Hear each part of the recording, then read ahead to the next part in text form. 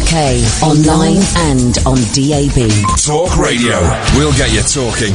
Talk Radio. Well, the question on everyone's lips today, of course, has been, if you've read a newspaper or seen the news, you can't have missed it. Did Alan Caddick actually wake up at all, or is he still a snoring and a sleeping? 0844 499 1000. I'm Iain Lee. This is Talk Radio. Late night, Iain Lee on Talk Radio. We have ways of making you talk. Everything about my museum was spectacular, including the price. $1. Now that may seem a bit steep, but it was worth it. Look at what I gave them. Quite a lot of Roman terracotta, living lava from the flanks of Etna. Statuary, ride a dromedary, see the temple tumble and the Red Sea part. McNamara's band, the fattest lady in the land, a pickled prehistoric hand, a strand of Pocahontas hair. Crow and Sue are going to be showing you some rowing through a model of the rapids on the Delaware. Armadillos, clever caterpillars, reproductions of the Cyclops, retina crystal blowing, automatic sewing, Venus on a shell and other works of art. Educated fleas, a tribe of aborigines, two ladies join across her knees, a Mona Lisa made of ice. Hottentots forgotten in forgotten spots of cotton gin, and night we're out in Sodom, better see that twice. One iguana, snakes and other fauna, got no bearded lady but we're getting her. When you duck out, take another buck out, run around the block and see you, run around the block and see you, run around the block and see a new show start.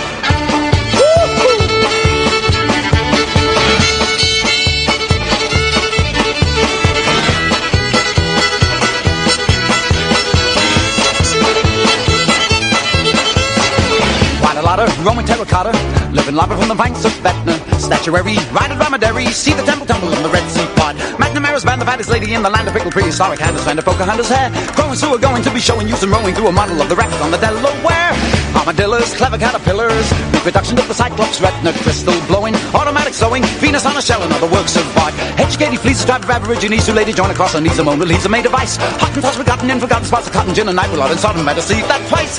One iguana, snakes and other fauna, got no bearded lady but we're getting her. When you duck out, you take another buck out, run around the block and see you, run around the block and see you, run around the block and see a new show start. Woo-ha! To you, Caddick. Hip, hip, hip. Yeah, well, what happened to you? I must have fell asleep. You know you were on the air last night for 2.5 hours. Really? Snoring. Oh, my God. 2.5 hours snoring, farting, and swearing in your sleep. Oh, my God. 2.5 hours. We tried everything we could to wake you up. The first bit. You tried a ZX81. Yes. That's as far as I got so far. Yeah, well, we even had Lady Caddick. Anna. Anna. Offering... what was it you offered to do with him, Anna? Oh, I've completely forgotten now. No. Try and remember. I offered to go with your Willie. Oh, my God. And you missed but it. The offer has been rescinded now. Yeah, it was a 24 hours, 22.5 hour offer. The offer has now expired. Alan, how do you feel about that? I wish I got up now. Well, yeah, exactly. You see, exactly. What the hell happened to you, man? I was on hold and I was lying on my bed. I was listening to you talking to Andy. Yeah. Next thing I knew, it was 5:15 this morning. You muppet. You were on air for the whole of the show. The thing was as well, we had a problem, and I don't know how this happened. I hope it's been fixed today. But you were snoring throughout the adverts and the news as well. Oh, my God. I hope I didn't pull them off. I don't know what you said there. I think it would probably be appropriate, Alan, if you apologised to the boys and the girls listening. 5 minutes past 10 on Wednesday, the 22nd of June 2016, I profusely apologise for my conduct last evening. I was asleep and I had no control of what I was doing. For that, I apologise. I got every fifth word. Lady Caddick, she's now been called Lady Caddick, Alan. No, Lady Kadonk now. Lady Caddick, Kadonk, yes. Kadonk. Yep. What have you called him for, Lady Kadonk? Well, I want to know if he was awake, but he's clearly awake now. He's awake now? What have you done? What, did you go back to sleep when you woke up at 5:15, Alan? Did you go back to sleep? No, I got up. 5:15? Why? You don't have a job. You sign on. No, I had to make a cup of tea for my mum and dad. Oh, flippin' heck, mate. We were even frying chips last night. Worked for him, weren't we? Yeah, we fried chips. You tried the catchphrase? We tried all the catchphrases. We Excuse me. we had offers of Kathy Barry? Kathy Barry. Yeah, all kinds of sexual favours were being promised. Was Kate Lawler mentioned? That's what we should have done. We should have phoned Lawler up and got her on. That might have set you off. Yeah, well, By the way, Alan. Yes, Ian. Have you got any desires to go to France and meet the French president? No. That's a shame. Well, that didn't work then. Was that one of your tricks? Subliminal messaging? No, what are you talking about? Because I think I listened back to the show. Oh, yes. And you were saying Alan killed the French president. Didn't say anything like that. It was you said it very quietly, subliminal. Oh, no, I don't know what you're talking about, mate. But if you feel the need to act on that suggestion that you've made up yourself, no, I'm still undecided for tomorrow. Oh, flipping heck! Well, yeah, it's happening tomorrow. Tomorrow night's going to be a big night for us because LBC is doing a Brexit. They're trailing their Brexit special tomorrow at 10. With Hopkins? I don't know, but it'll be dull as. So we are having a Brexit-free zone. As per usual, we might talk about it on Friday if it's like, it will be big news. But I mean, I'm not that bothered. I'm not, but so I'm expecting lots of new listeners and new callers tomorrow night as they escape. Because the thing is as well, right? Yeah. When will the results start coming in? They won't come in until I don't know, 1 o'clock, 2 o'clock, 3 o'clock in the morning. So what are they gonna talk about from between 10 at night and 1 a.m.? There's nothing we can talk about. If there's anything to go by, they'll probably have the exit poll at 10 o'clock. Right. Oh, yeah. Okay. We'll have an exit poll. Yeah. Right. Okay. And then what do you talk about for the next 2 hours of dissecting the exit poll, thinking what the actual result could be. Yeah. Then that's when they start counting out all the various centres at 10 o'clock. First results will be in around 11. Oh, yeah. There we go. Okay. Right. Well, fine. Alan, have you done your homework? Well, I'm talking from experience of last year's general election. No, I'm talking about something else now. Have you watched Kung Fu Elliot for Friday night? I didn't know till you just told me. Everyone, and thank you to all the people that have been doing this and been tweeting me about this. The homework is to watch a movie called Kung Fu Elliot. Kung Fu Elliot. Because have you got Netflix, Alan? I've got Cody. What? I've got Cody. Isn't that the Asian one? No, it's a media player which lets you watch any film and any TV program on your telly. You got a hooky thing, which we of course don't condone. Hey Ed, thank you, man. Ian, how can we get this if we haven't got Netflix? Sorry, what, Anna? How can we watch this if we haven't got Netflix? I think it might be on Amazon. Oh, okay. Right, well, you watch it on your Cody, Alan, because on Friday night we've got the directors of the movie Kung Fu Elliot coming on the show, live from Canada, where we'll be talking... I think the film is brilliant, right? It's a documentary, Alan, right? But it's good. Yeah. There's boobies in it, you'll like it. Well, I'm into me documentaries. I'm into me boobies. And it will either... I err from thinking it's a genuine... tale of madness, and then I swing back the other way thinking the whole thing is made up completely. A bit like the WWE. Alan, good to have you awake. Thank you. Ta-ta. Anna, anything else? No. Okay. 0844 499 1000 is the phone number. Andres, Jonathan, Triss, Connor, stay there. We'll come to you in a second. 0844 499 1000. This Kung Fu Elliot, and thank you so much, everybody. There's no exit poll tomorrow, I'm being told. Okay. We might kind of make this a semi-regular thing, like a little film club, where we find an obscure cult film, and we watch it, and we try and get, like, the director or the cast on or something. But it will only work if you want to play. Otherwise, it becomes a little bit self-indulgent for me, which has never stopped me doing anything on the show before. But it would really work if you want to play and watch the film. So the film is Kung Fu Elliot. It's on Netflix. I think it's on YouTube as well. I think you have to pay 99p to watch it on Netflix. And it's split people. Some people really, really hate it. Some people really, really love it. Some people think it's obviously fake, and some people think it's obviously genuine. I don't know. But on Friday, we'll have the directors on, and we will put it to them, the evidence we got. And it'll be, if you want to call up as well and take part in it, I think that might be quite nice. You know, 'cause remember when book clubs became trendy? Book clubs. Remember everyone was having a book club. And do you know why it became trendy? Richard and Bloody Judy. That's why. They did it on their show. Richard and Bloody Judy's Bloody Book Club is what they did. And so it became trendy. So then everybody, well, actually, excuse me, rewind. They were sort of trendy. And then Richard and Bloody Judy jumped on the bandwagon. Hey, I had to take a book, an overdue library book, right? Back today. It was like a really rubbish novella of Star Wars stories. My eldest boy's Star Wars book, right? I had to take it back. £7.50 fine. £7.50 fine on a book. Overdue book at the library. £7.50. And it was my boy's. And I took it back.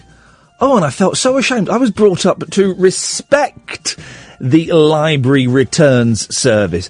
I mean, it was 5 weeks overdue, but they've sent me 2 letters. But still, £7.50 for a book that probably costs £4.20. It seems a little bit excessive. Anyway, the book clubs were the thing with de rigueur. 0844 499 1000, by the way. And everyone was having book clubs, and I'm going to book club, and then Richard and Judy did book club, and everyone, and it was just, I never got the book club. Just read a book. What are you doing? What are you sucking? Oh, you're having a drink. Okay. Just read a book. And I rattle through. And I'd read books that nobody else likes to read. That's where I'm. If you're watching on Periscope, this is the book I'm currently reading. This is only for the people on Periscope. You're welcome. 0844 499 1000 is the telephone number if you want to give us a call. This is Iain Lee. This is Talk Radio. Right, let's crack on, shall we? Yes, Connor. Hello. Hello, Connor.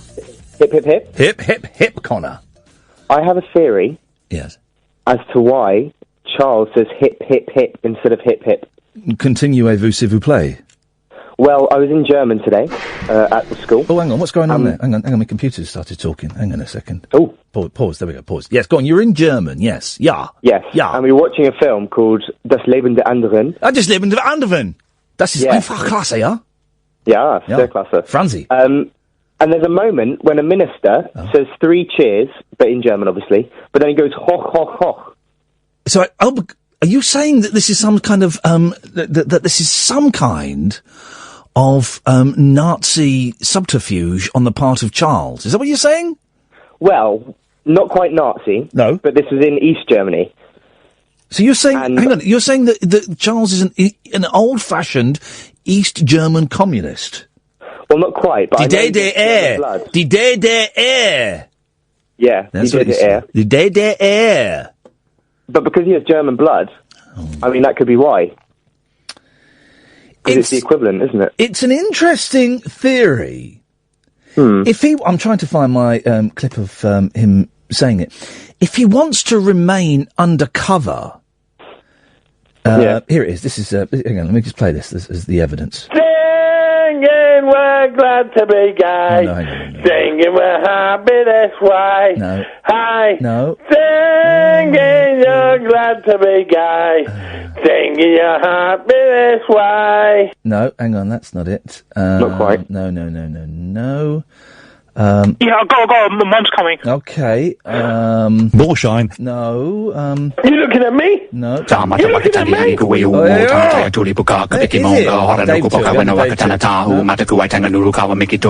Literally, I've got to sort out the.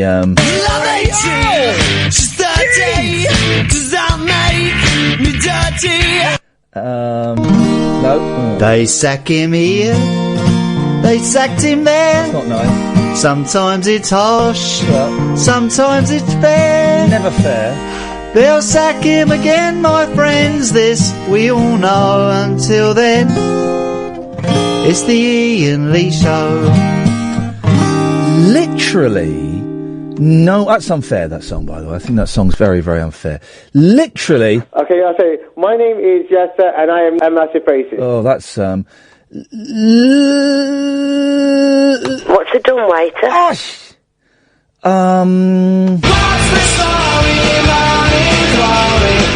Hang on.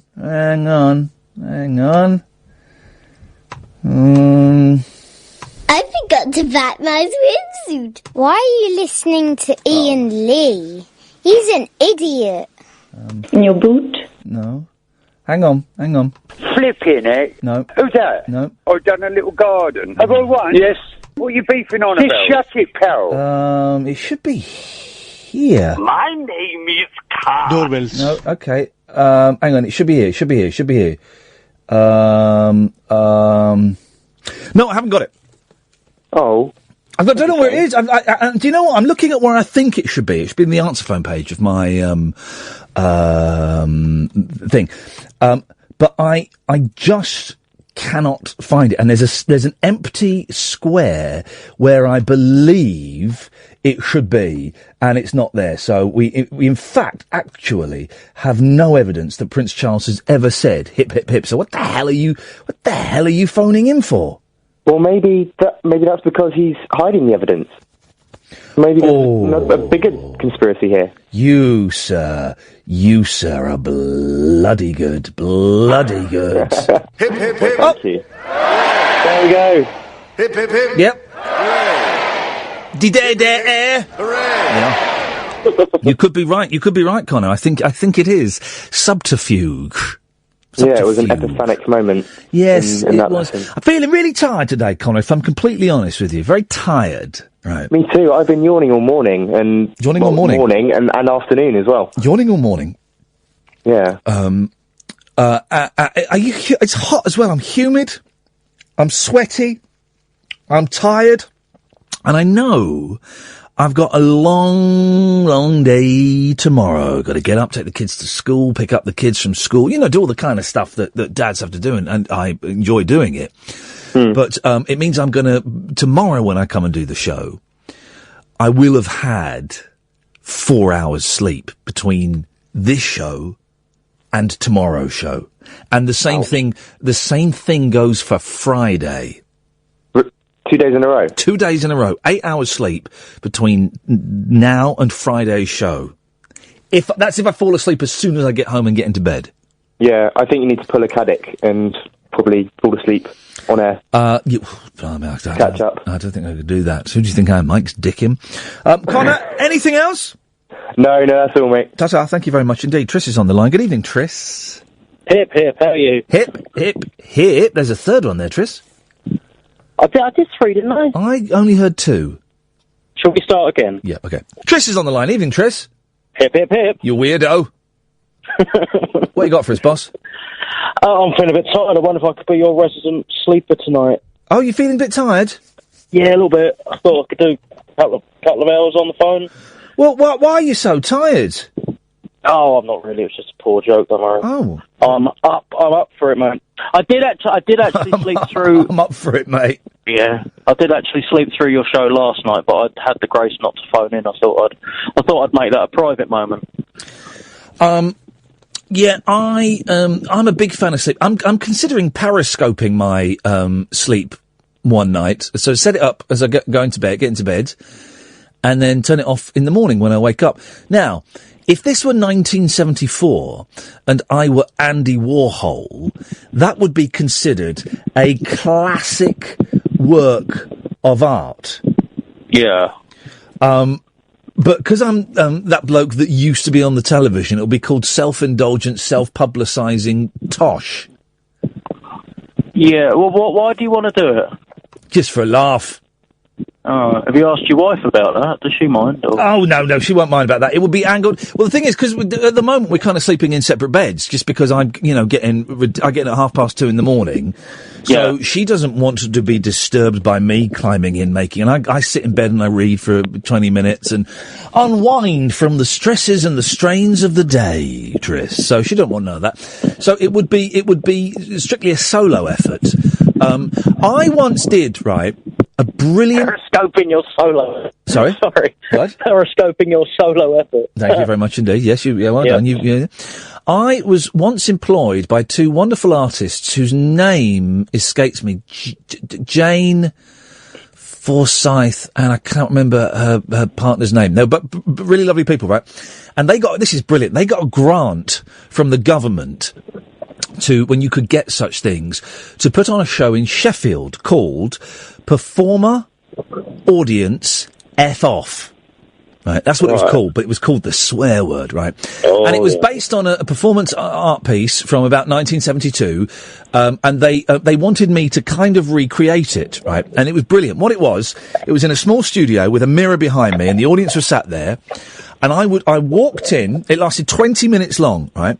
I walked in, there was a microphone, and for the first 5 minutes, I had to describe everything that was going through my head.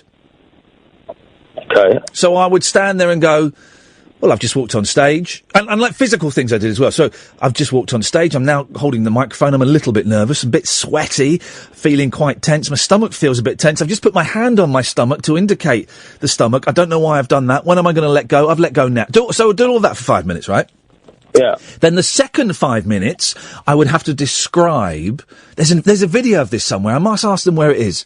The second 5 minutes, I would describe the audience, right, and what was going on in the audience. And I go, right, so there's a bloke there with glasses. He's just touching his nose. He's looking away because he's nervous, eye makeup. And the woman next to him is laughing. So do that, right? That's 10 minutes. Uh-huh. Then at 10 minutes, I would turn and face the mirror and do it all again, but in the mirror. Okay. Guess how much I got paid for that? 300 quid. £2,000. Oh, my word. Forecast £2,000 for that, right? And it was a government grant. May God bless the government of the day. And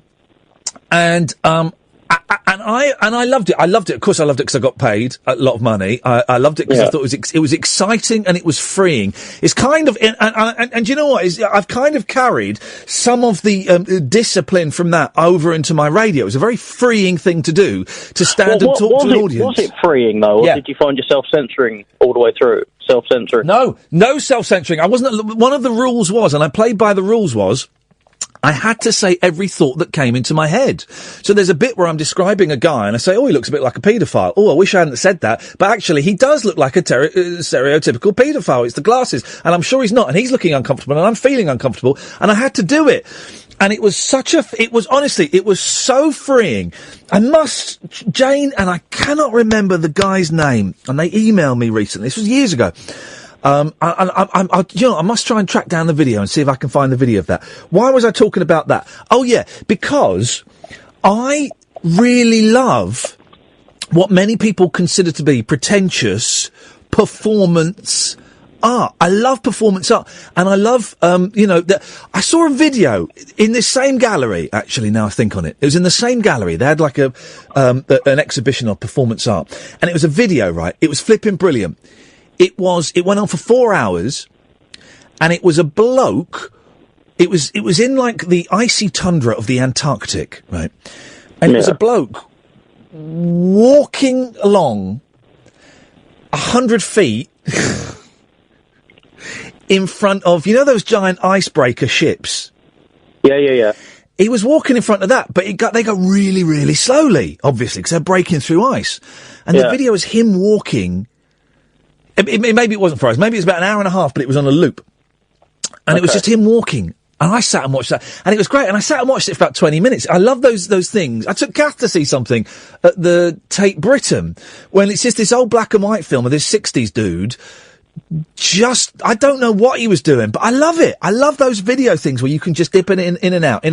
And so that's why me periscoping myself sleeping will be performance art, ladies and gentlemen. I've just justified it in my head. Thank you for that, Tris. That's all right. Anything else? Well, yeah. Well, just on that topic, actually, I was reading this thing about a film trailer, and I think it's the longest film trailer that's ever been made. I think the trailer lasts 3 days. Oh, baby.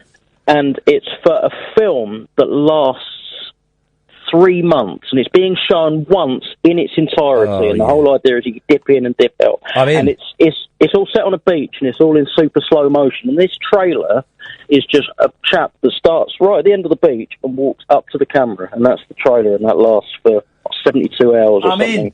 I'm in. Yeah. When is that on?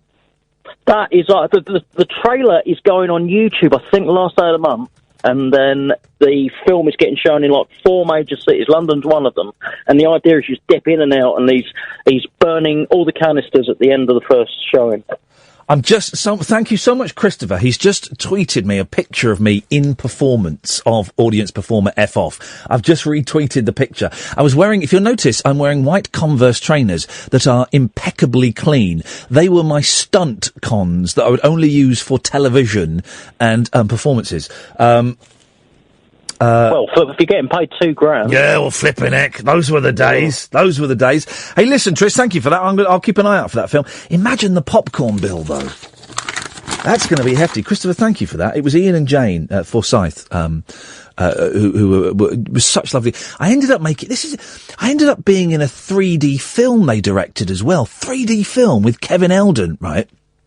And it was a film of a rehearsal for a film that was never going to get made, and we filmed it in Shepperton Studios, in the same studio they filmed Let It Be. It was a joy. I didn't get paid for that one, but I was so enamoured with them, and so in love with the ridiculousness of their ideas. And Kevin Eldon was in it. It was a chance to meet Kevin Eldon. I did it. I'm in a 3D movie, and they showed it at the Barbican. Went and saw myself at the Barbican. Jonathan, Andres, stay there. 0844 499 1000. 0844 499 1000. I do like a little bit of what could be labelled pretentious performance art. Have I just found the video of it? Look at me. Don't I look young and slim? And there are people sat there in rapt attention. I think I may have just found the video. God, I'm skinny, and that was in the healthy days. Blimey, good look there. White t-shirt, grey cardigan, and clean pumps. Andres, hello, Andres. Hip hip hip. Hip hip hip. I'm a bit sad today. Why? What's wrong, man? Well, I usually struggle to listen to your show live, and starting tomorrow, I'm going to start waking up like really early. If I don't really want to get sick, I'm going to have to get satisfied with the podcast, and that's about it. Don't let the show make you sick. Well, the thing is, the lack of the show makes me sick as well. Oh, I see. So withdrawal symptoms from the show makes you poorly, but listening to the show makes you feel nauseous. Yeah, I was wondering, actually, when is that? Have you ever thought of going back to, presenting the breakfast show? What? Just to make your life easier? Well, I have to be honest. Can I criticise one of your fellow broadcasters? It depends who it is. It's Paul Ross. Gently. I feel a little bit uncomfortable because he's not here to defend himself. Don't take it as a criticism. I personally find him, and obviously everyone's entitled to his opinion, his show really boring. Well, but the thing is, here's the thing. Guess what? People find this show really boring. That's the beauty of a radio. It's the beauty of this station. But those people haven't got an idea what they're saying. Well, but then there'll be the defenders of Paul Ross will say the same thing about you. It's all radio is the most personal medium. It's my favourite medium. It's better than TV. Much better than TV. 0844 499 1000. By the way, much better than TV. But it's the most personal. It's the most personal medium, and we can find ourselves as listeners getting very, very kind of getting more upset with a show that we don't like than we would do with real people.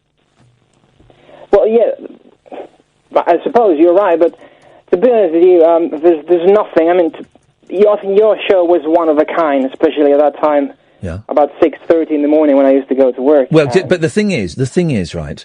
I used to, for those who don't know, I used to a BBC local radio breakfast show for the last 4 years before they shafted me. Catherine and I were very frustrated. Catherine was my producer at the time. We were very frustrated by the shackles that were put on us because we were at the BBC, because it was local radio, and because it was breakfast.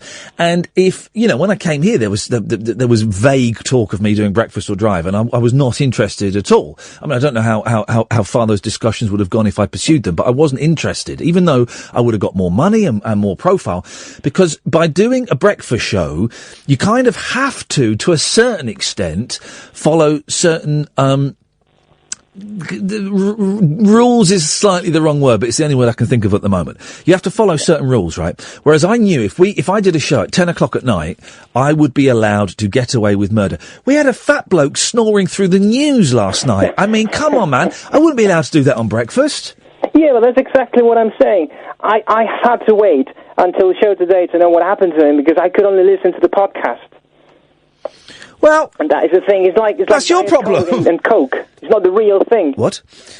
But you'll just have to learn to. You'll just have to learn to live with that. I suppose. Just think, Andrews. One day I'll be dead. Well, I'll be dead as well one day. Well, I'll be dead, or I'll get the sack from here. Here's my prediction. What are we now? 2016. I'll be gone by 2020 from this radio station. There's no way they'll keep me on for that long. Were you actually sacked from the previous place? Oh, if only I hadn't signed an NDA, and I would be able to tell you all about it. Fair enough. Yeah, I respect that. Yeah, I'm legally I'm not allowed to tell you exactly what happened. I had very little choice in leaving. Yeah. I remember very well that program. That was a very good one. No, I'm glad it ended because I was knackered, and getting up at 4:15 every morning is not good for one's social life at all. It's horrible. Yeah, but you don't have a lot of time to spend with your family. Now you go back home and they're sleeping. I mean, that must be a bit sad. I mean, I'll see I'm seeing the boys tomorrow. It'll be fun. I saw the boys a little bit this afternoon. I got thrashed. Hey, with the new game, I bought a compendium of games, right, at the weekend for £7, right? The new craze in our house is, get this, drafts. We're playing drafts, and the boys love it. Although I have to keep saying, you can't move that one backwards. You can only go forwards until it's a king. Yeah, you can't go backwards. But the boys love it. My 6-year-old, the first couple of games, he beat me because we were trying to work out the rules. I couldn't remember the rules, right? First game, he beat me because we were working out the rules. Second game, I let him beat me. Third game, I destroyed him. Today, he beat me fair and he thrashed me. Absolutely thrashed me at drafts. So, in fact, I don't want to see too much of those guys because they annoy me. Fair enough. Yeah, I mean, I've got an 18-month-old, and it's already smarter than me. I mean, that's not difficult, but they get smarter a lot quicker than most people think. Until you've got a kid, you don't realise. Yeah, exactly. But what joy, right? To have my boy say to me, he's watching like Scooby-Doo. They're obsessed with Scooby-Doo at the moment, and we won't be able to go to the Scooby-Doo musical at the Palladium because they'll be away. They'll be on holiday when it's on, which is a shame. Never mind. Mm-hmm. To my eldest to say, watching Scooby-Doo, and to tear himself away and say, "Daddy, can we go and play drafts in the kitchen?" Oh, yes, sunshine. You rack 'em up, boy. You rack 'em up, boy. It's a good game, drafts, actually. It's like chess for dunces, isn't it, really, basically? But it's good. They're thoroughly entertaining, and they're a little bit slower these days because my youngest fractured his foot. So he's hobbling around. So, it's different type of entertainment. Different type of entertainment, Andres. That's what it's all about. And it only gets better. Yeah, it gets really.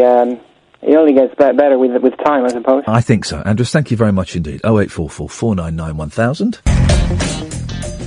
0844 499 1000 is the telephone number if you want to give us a call. We call you back between now and 12. We call you back, and we're getting new listeners all the time. Welcome. Thank you very much indeed. Let me give you two other ways that you can listen. You can listen online. If you go to www.talkradio.co.uk, you can listen online that way. Or, here's another way.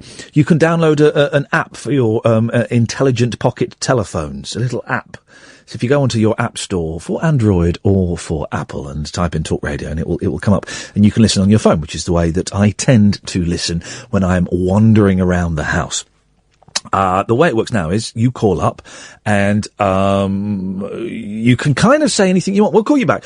0844 499 1000. You can kind of talk about anything you want. We're deliberately avoiding Brexit to make this a Brexit-free zone, although I am tempted to do a Brexit special. I kind of am tempted.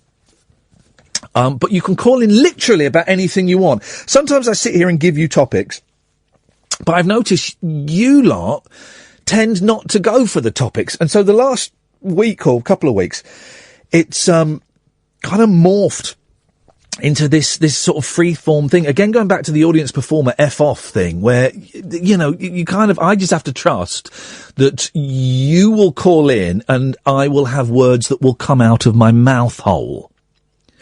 And if I keep believing that, then the show will happen. If I stop believing that, then the show collapses around us. Isn't that interesting? So, part of it's up to you guys. 0844 499 1000. Jonathan from Swansea's on the line. Good evening, Jonathan. Hello. Mm-hmm. Yeah, that's a good idea, having a film club. Yes, it is. It was my idea. I'm full of them. Yes, but you shouldn't call it a film club. You should call it a film ring. You're obsessed with rings for someone who's homophobic. No, I'm just a misanthrope. No, but I'm when you were talking about how clubs sound pretty passé nowadays, you know, Yes. middle of the road, it reminded me of a sketch by Armando Iannucci on the Friday Night Armistice where they talked about the difference between a club and a ring. Oh, yeah. So a club sounds pretty, you know, safe and secure and wholesome, whereas a ring sounds nasty and dangerous and scary where people do things to goats. Okay.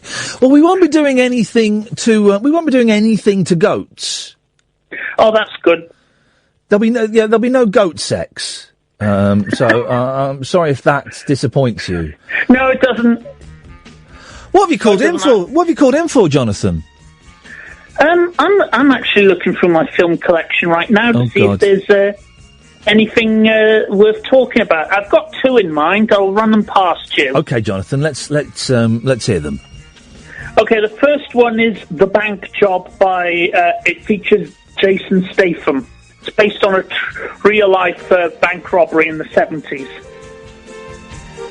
So that I have a friend who's seen this film about 20 times and he absolutely loves it. First of all, I'm surprised you have a friend. Secondly, I don't think I've ever seen. I've seen a Jason Statham advert where there's like every character in it is Jason Statham. But I don't think I've ever seen a Jason Statham film. Is he the guy that stars in? Is it Crank? The film he stars in, where he has to connect his testicles to a car battery and jumpstart his heart. Is that it? Yes, that one. I haven't seen that one, but I've heard of it. Yes, no, I've never. Okay, well, that's on the list of possibles, but probably not ever. What's the other one you've got? The other one is a documentary, quite recent. Future Shock, the story of 2000 AD. You mean the comic 2000 AD? Yeah. Right. I enjoyed it. Did you? Well, do it then. All right, Jonathan. Imagine, right? We've called. Hang on. Let me find. We've called a meet. So what are we calling this? The film ring. The film ring. All right. Yes. Let me get the appropriate music for the film ring. Right, and you're gonna. We all come round to your racist house. And I'm a misanthrope. Yes, and you've covered most of your misogynistic, obnoxious, right-wing propaganda leaflets, but you've left a few out just in case there are any interested parties, and we're all kind of pretending that we can't see the swastikas and stuff because we. I don't have swastikas. Anyway, fascism is left wing. I keep explaining that to people, but they just think I'm from the planet Zog. Okay. And boy, if those guys from Planet Zog came down here, you'd certainly send them running, wouldn't you? Why? Because they're immigrants. Yes. No, you're confusing me with a lefty. Okay, well, I apologise for that. I know that must be the most offensive thing that anyone could say to you. Here we go. Right. Oh no, hang on a minute. I'm trying to find the. Hang on a minute. Right. So we've ignored the racist propaganda in the pictures of Hitler in your toilet. Misandry. Yeah. I'm a misanthrope. It means that I even hate the sky. For no reason, I'm like a Grandpa Simpson. Old man shouts at the cloud. Kind of like Grandpa Simpson, but not in any way amusing or charming, right? So we've come round, and you've stood up, you've said, welcome everybody, and we say, Jonathan, we can't hear you, take the sheet off your head. So you do that, right? And then you start talking, and you tell us about the film that we're about to watch, and you tell us why it means so much to you. Away you go. Okay, the film I have here is Future Shock, the story of 2000 AD, a documentary on nearly 40 years of the galaxy's greatest comic and a British institution, 2000 AD, home to such great characters as Judge Dredd, Johnny Alpha, Judge Anderson, Dirty Frank, Judge Death. It takes you through the highs and the lows of 2000 AD, from its dark days in the 90s to its rebirth under rebellion. It also has interviews with the creator, Pat Mills, writers such as Alan Grant and John Wagner, celebrities such as Carl Urban. It's also a story of how this British comic changed the world of comics forever, not just in this country, but in America, and how it has influenced the current superhero boom. Unfortunately for you, you have been so caught up in what was an excellent presentation and a superb sell that you didn't realise that one of the people in the film club has managed to find a knife so that we can cut the ropes that you've tied us together with, and then we managed to escape by jumping out of the window. Oh dear. Never mind. Next time. Thank you very much, Jonathan. 0844 499 1000. I'm happy to field suggestions on films that we can. Can I be honest? I've got better taste in films than anybody. I really think I have. I really do think I have. I know film. Tyler's on the line. Evening, Tyler. My favourite film is Cat in the Hat. Sorry? Cat in the Hat. Cat in the Hat? Yeah. What? Mike Myers. Is that the film you're suggesting for Film Club? Yeah. Cat in the Hat? Cat in the Hat. I think if you're going to have a film club, right, you can't start it out heavy. We can't all watch, like, I don't know, Wolf of Wall Street straight away. Yeah, well, hang on. Like, ease into it. With Cat in a Hat? Yeah, Cat in the Hat, Mike Myers. Mike Myers, Cat in a Hat. Yeah, he sings songs. For Film Ring. He's a Film Ring. Film Ring? As we are going to call it now. Film Ring. So for Film Ring, you're bearing in mind the first film, the premiere film in Film Ring is Kung Fu Elliot. Huh? I don't know what that is. Well, hang on a minute. You can't just barge into Film Ring, waving your VHS copy of Cat in a Hat, starring Mike Myers, and go, everyone, we should watch this. And we go, yeah, okay, we're discussing Kung Fu Elliot. Have you seen that? What is it? Well, it's the first film. Mike Myers thing. Yeah. Okay, well, no. That sounds absolutely awful. I can't think of a worse sounding film. No, you're so wrong. Okay, alright. What else can I recommend? Catch Me If You Can. It's got DiCaprio in it. That's a good film. That's a very good film. But we're not watching it in Film Club. We're not watching anything in Film Club. What are we doing in Film Ring? In Film Ring, thank you very much indeed. Sorry. But those, I mean, that was a big box office success. I think part of the appeal of Film Ring should be that we kind of discover previously undiscovered classics or cult films. Oh, okay. So, like, some underground indie stuff? Yes. Okay, I'll search indie films. Are you just online? Yeah. What? Of 1963. Oh, flipping it. No, they'll be rubbish. No. Most films in the 60s, apart from It's a Mad, Mad, Mad, Mad, Mad World, and The one where the bed sitting room. Oh, have you seen the bed sitting room? No, that is a what's that's film number 2 in Film Ring. Here we go, we got it. But it'll be a bit hard because I think everybody in it is dead. Oh, it's a good film though. Wait, what do you mean everyone in it is dead? Wait, are you suggesting that we get people from it? Well, that's part of the fun of the Film Ring is that we get we try and get. Have you been listening to the show? No, I just call it, I'm a podcaster. Right, so you literally haven't been listening, but then how did you know that we were talking about Film Ring? Because I got put online, I got put on hold, so I listened. Oh, okay, fine. Well, I'm an actor, Ian. I listen and I adapt. I'm joking. Let's calm down. Are you actually an actor? No, I don't want to be an actor, but I'm doing a Mickey Mouse degree. Which was, I did one, I did performance art. Oh, goodness. What are you doing? You can't be more Mickey Mouse than that. Oh, no, hang on. I'm taking currently, I don't want to take it for life, but a B.Tech in performing arts. Oof, level 1. Well, it all fills up a bit of time, doesn't it? A lot of life, Tyler, is just filling up time. Oh, that's good. That's what it's all about. We're just filling time until we die. Yeah. So you might as well fill it doing stuff that you enjoy, not drugs. No, not drugs, guys. No, who did that? What? Who did drugs? Loads of people. Lots of people. Lots and lots of people. Don't do drugs, kids. No. Would you say that you're now the current state that you're in? I don't mean its state. I mean the current place that you're in. You mean physically or mentally or spiritually? Mentally. All of the above, but mainly mentally. Yes. Would have been influenced by your drug intake. Well, what do you know about my drug intake? You enjoyed a fair amount around 11 o'clock. That makes sense. I was well. The thing about the 11 o'clock show was, and it is an interesting thing. It was recorded at 7 o'clock at night, which meant yes. I think it was 7:30, something like that. Which meant I could go home and get absolutely blasted and watch myself on TV. Imagine. Oh, the joy. Well, the joy, the misery.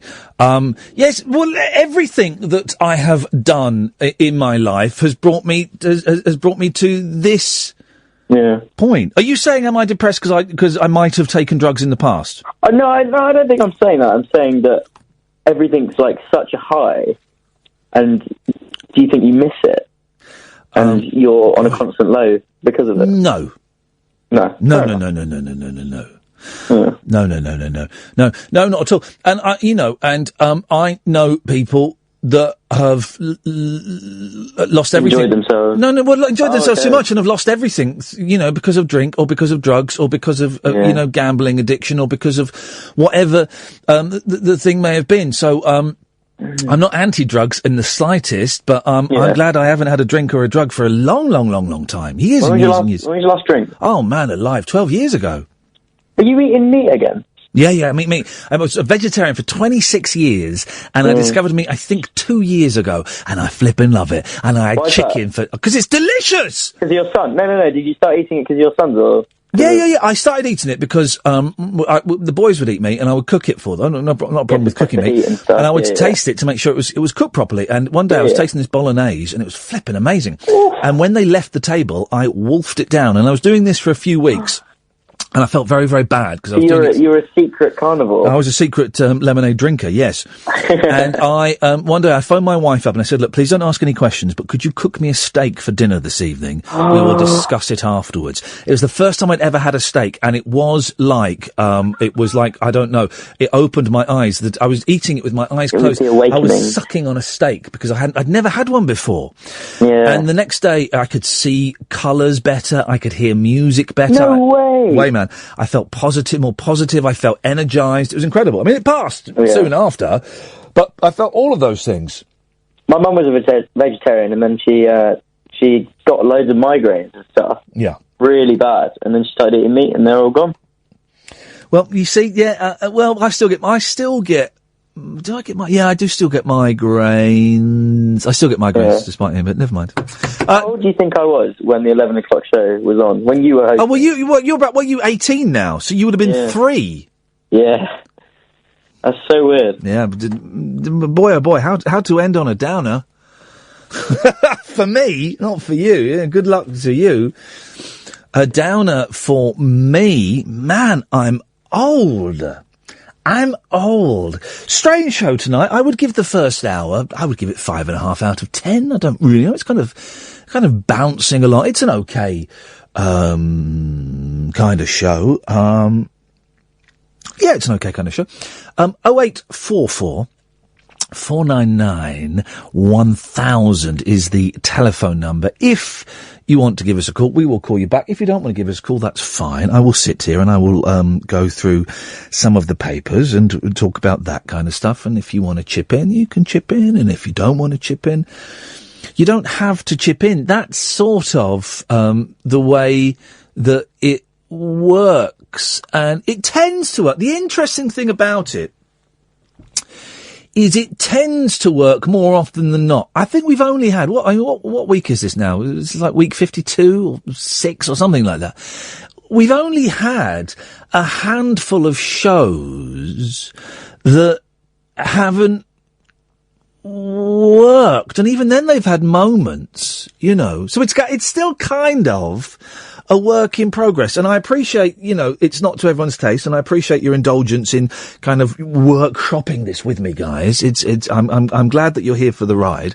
And sometimes we all get surprised and hear things we've never heard before, and sometimes we don't. I'm Iain Lee. This is Talk Radio. Talk Radio. I just deleted a Facebook page that I was running. Just deleted it. A Turtles one, because I was hoping to release some Turtles... no, I didn't deliberately. It was an act of defiance. I was hoping to release some Turtles rarities, and someone else has beat me to it. The old nemesis. This is Iain Lee. This is Talk Radio. Speak to you after this. Late night, Iain Lee on Talk Radio. We have ways of making you talk.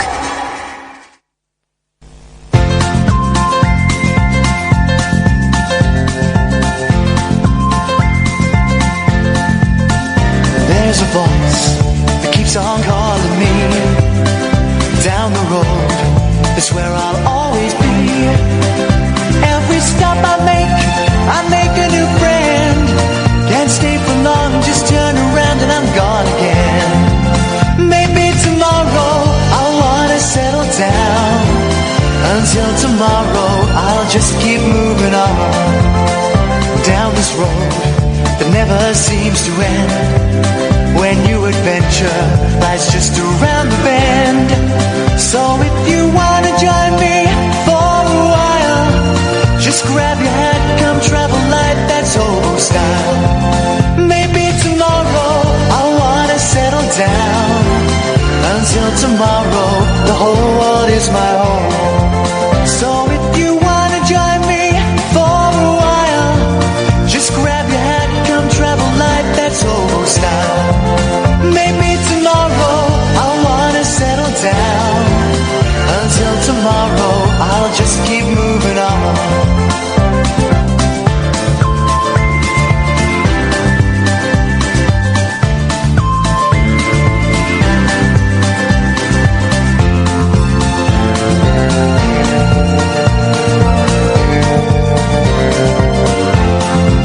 Maybe tomorrow I'll wanna settle down. Until tomorrow I'll just keep moving on. There's a world that's waiting to unfold, a brand new tale no one has ever told. We've journeyed far, but you know it won't be long. We're almost there and we paid our fare with a hobo song. Maybe tomorrow I'll wanna settle down. Until tomorrow I'll just keep moving on. So if you wanna join me for a while, just grab your hat, come travel light, that's hobo style. Maybe tomorrow I'll find what I call home. Until tomorrow, you know I'm free to roll. I went for a run today, my second day of running in a row. I won't get to do it until Sunday again. And I ran. Well, I journeyed for just under 4K. You're doing great! F off. Just under 4K with one of these apps, right? I journeyed because you walk for a bit and you run for a bit and you walk for a bit, but I was running faster and further than I did yesterday, and I felt alive. I didn't really like it, but I had music on my my phone this time, so that made it a little bit easier. And it was all going swimmingly until we ran past. I say we, it's me and my dog. And she's white dog. We, 0844 499 1000, we ran past a massive trail of horse manure, right? And I ran past it, she stopped, and I turned around to look, and she's rolling in the horse manure, right? And I called her, and eventually, if I go far enough away, she'll come and chase me. She was brown. What the hell is wrong with these pervert dogs? And then she's a coprophile, and then she is, because she went into when we came back home, I had to give her a bath, all right, and she quite enjoys a bath. I quite enjoy giving her a bath. It's a little bit of fun. We have a little bit of fun. But then she went into the bathroom where the cat's litter tray is. She ate the cat's crap, like all of it. She's wolfing it, and just like wolfing this stuff down. As if it's like chocolates or something. Whoa, and I chase her out and she's chomping on it. Oh, it's disgusting. What is it with dogs and fecal matter? Call me now, 0844 499 1000. You won't get Ian Collins doing that. Geeky Girl's on the line. Bruce, Will, Rocky, stay there. I will come to you next. Geeky Girl's on the line. Good evening, Geeky Girl. Hello, boss. How you doing? I'm good. Hip, hip, oh, hip. Hip, hip, hip. I've had quite a hip, hip, hip evening. You're sounding spunky. Well, I've had a lovely evening, or afternoon and evening. Pourquoi?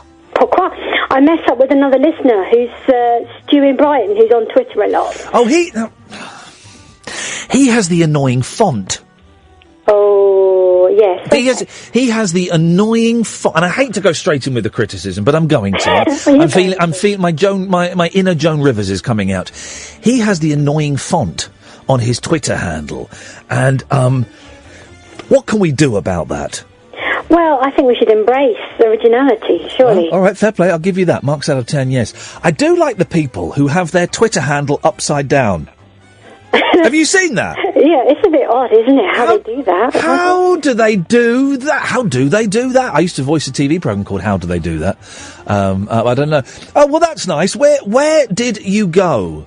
Well, we met somewhere locally, because basically we found out that we live very near to each other, and I'm leaving Brighton soon, so we wanted to sort of meet up before I went, and, you know, we all enjoy the Bullshine hashtag on a Sunday evening, and, you know, he's got a physicsy background too, so we thought we'd have a lot to talk about. So we were, you know, chatting away as you do, but then this pub, well, things turned a bit odd, I'll tell you. Oh. So, right, stick with it, okay? Last time I've been to a pub quiz was like maybe a decade ago. Yeah. So, you know, I thought I knew what pub quizzes were. They all had a similar format. They gave you the pieces of paper. You write your answers. You get like a photocopy of faces. Yeah. Yeah. I know a pub Why quiz. mess with that? I've hosted pub quizzes. Okay, and that's how they are, right? Yeah, of course. Right. Well, not tonight. Don't tell me that everyone had an iPad on the table or something, did they? Oh my God! Well, even crazier than that. Yeah. We had to download an app on Stu's phone. Jeez. Flippin' heck! I just censored myself. So basically, every time he asked a question, it was either multiple choice, and you had to press which letter of the alphabet the answer was, or if it was like someone's name, you had to press the letter. But it had to be the first name, not the last name. Right. But the thing is, if your connection was a bit slower than other people's, they would beat you. So it was first come, first served? Yeah, every blooming round, he changed the scoring. I couldn't, we were both in hysterics, and our team name was Hip Hip Hip, so I just kept shouting Hip Hip Hip, because it was such bullshine. It was so funny. But you can't do that. What the hell is wrong with this? First of all, this is pubs. Secondly, this is Britain. Thirdly, it's bloody Brighton.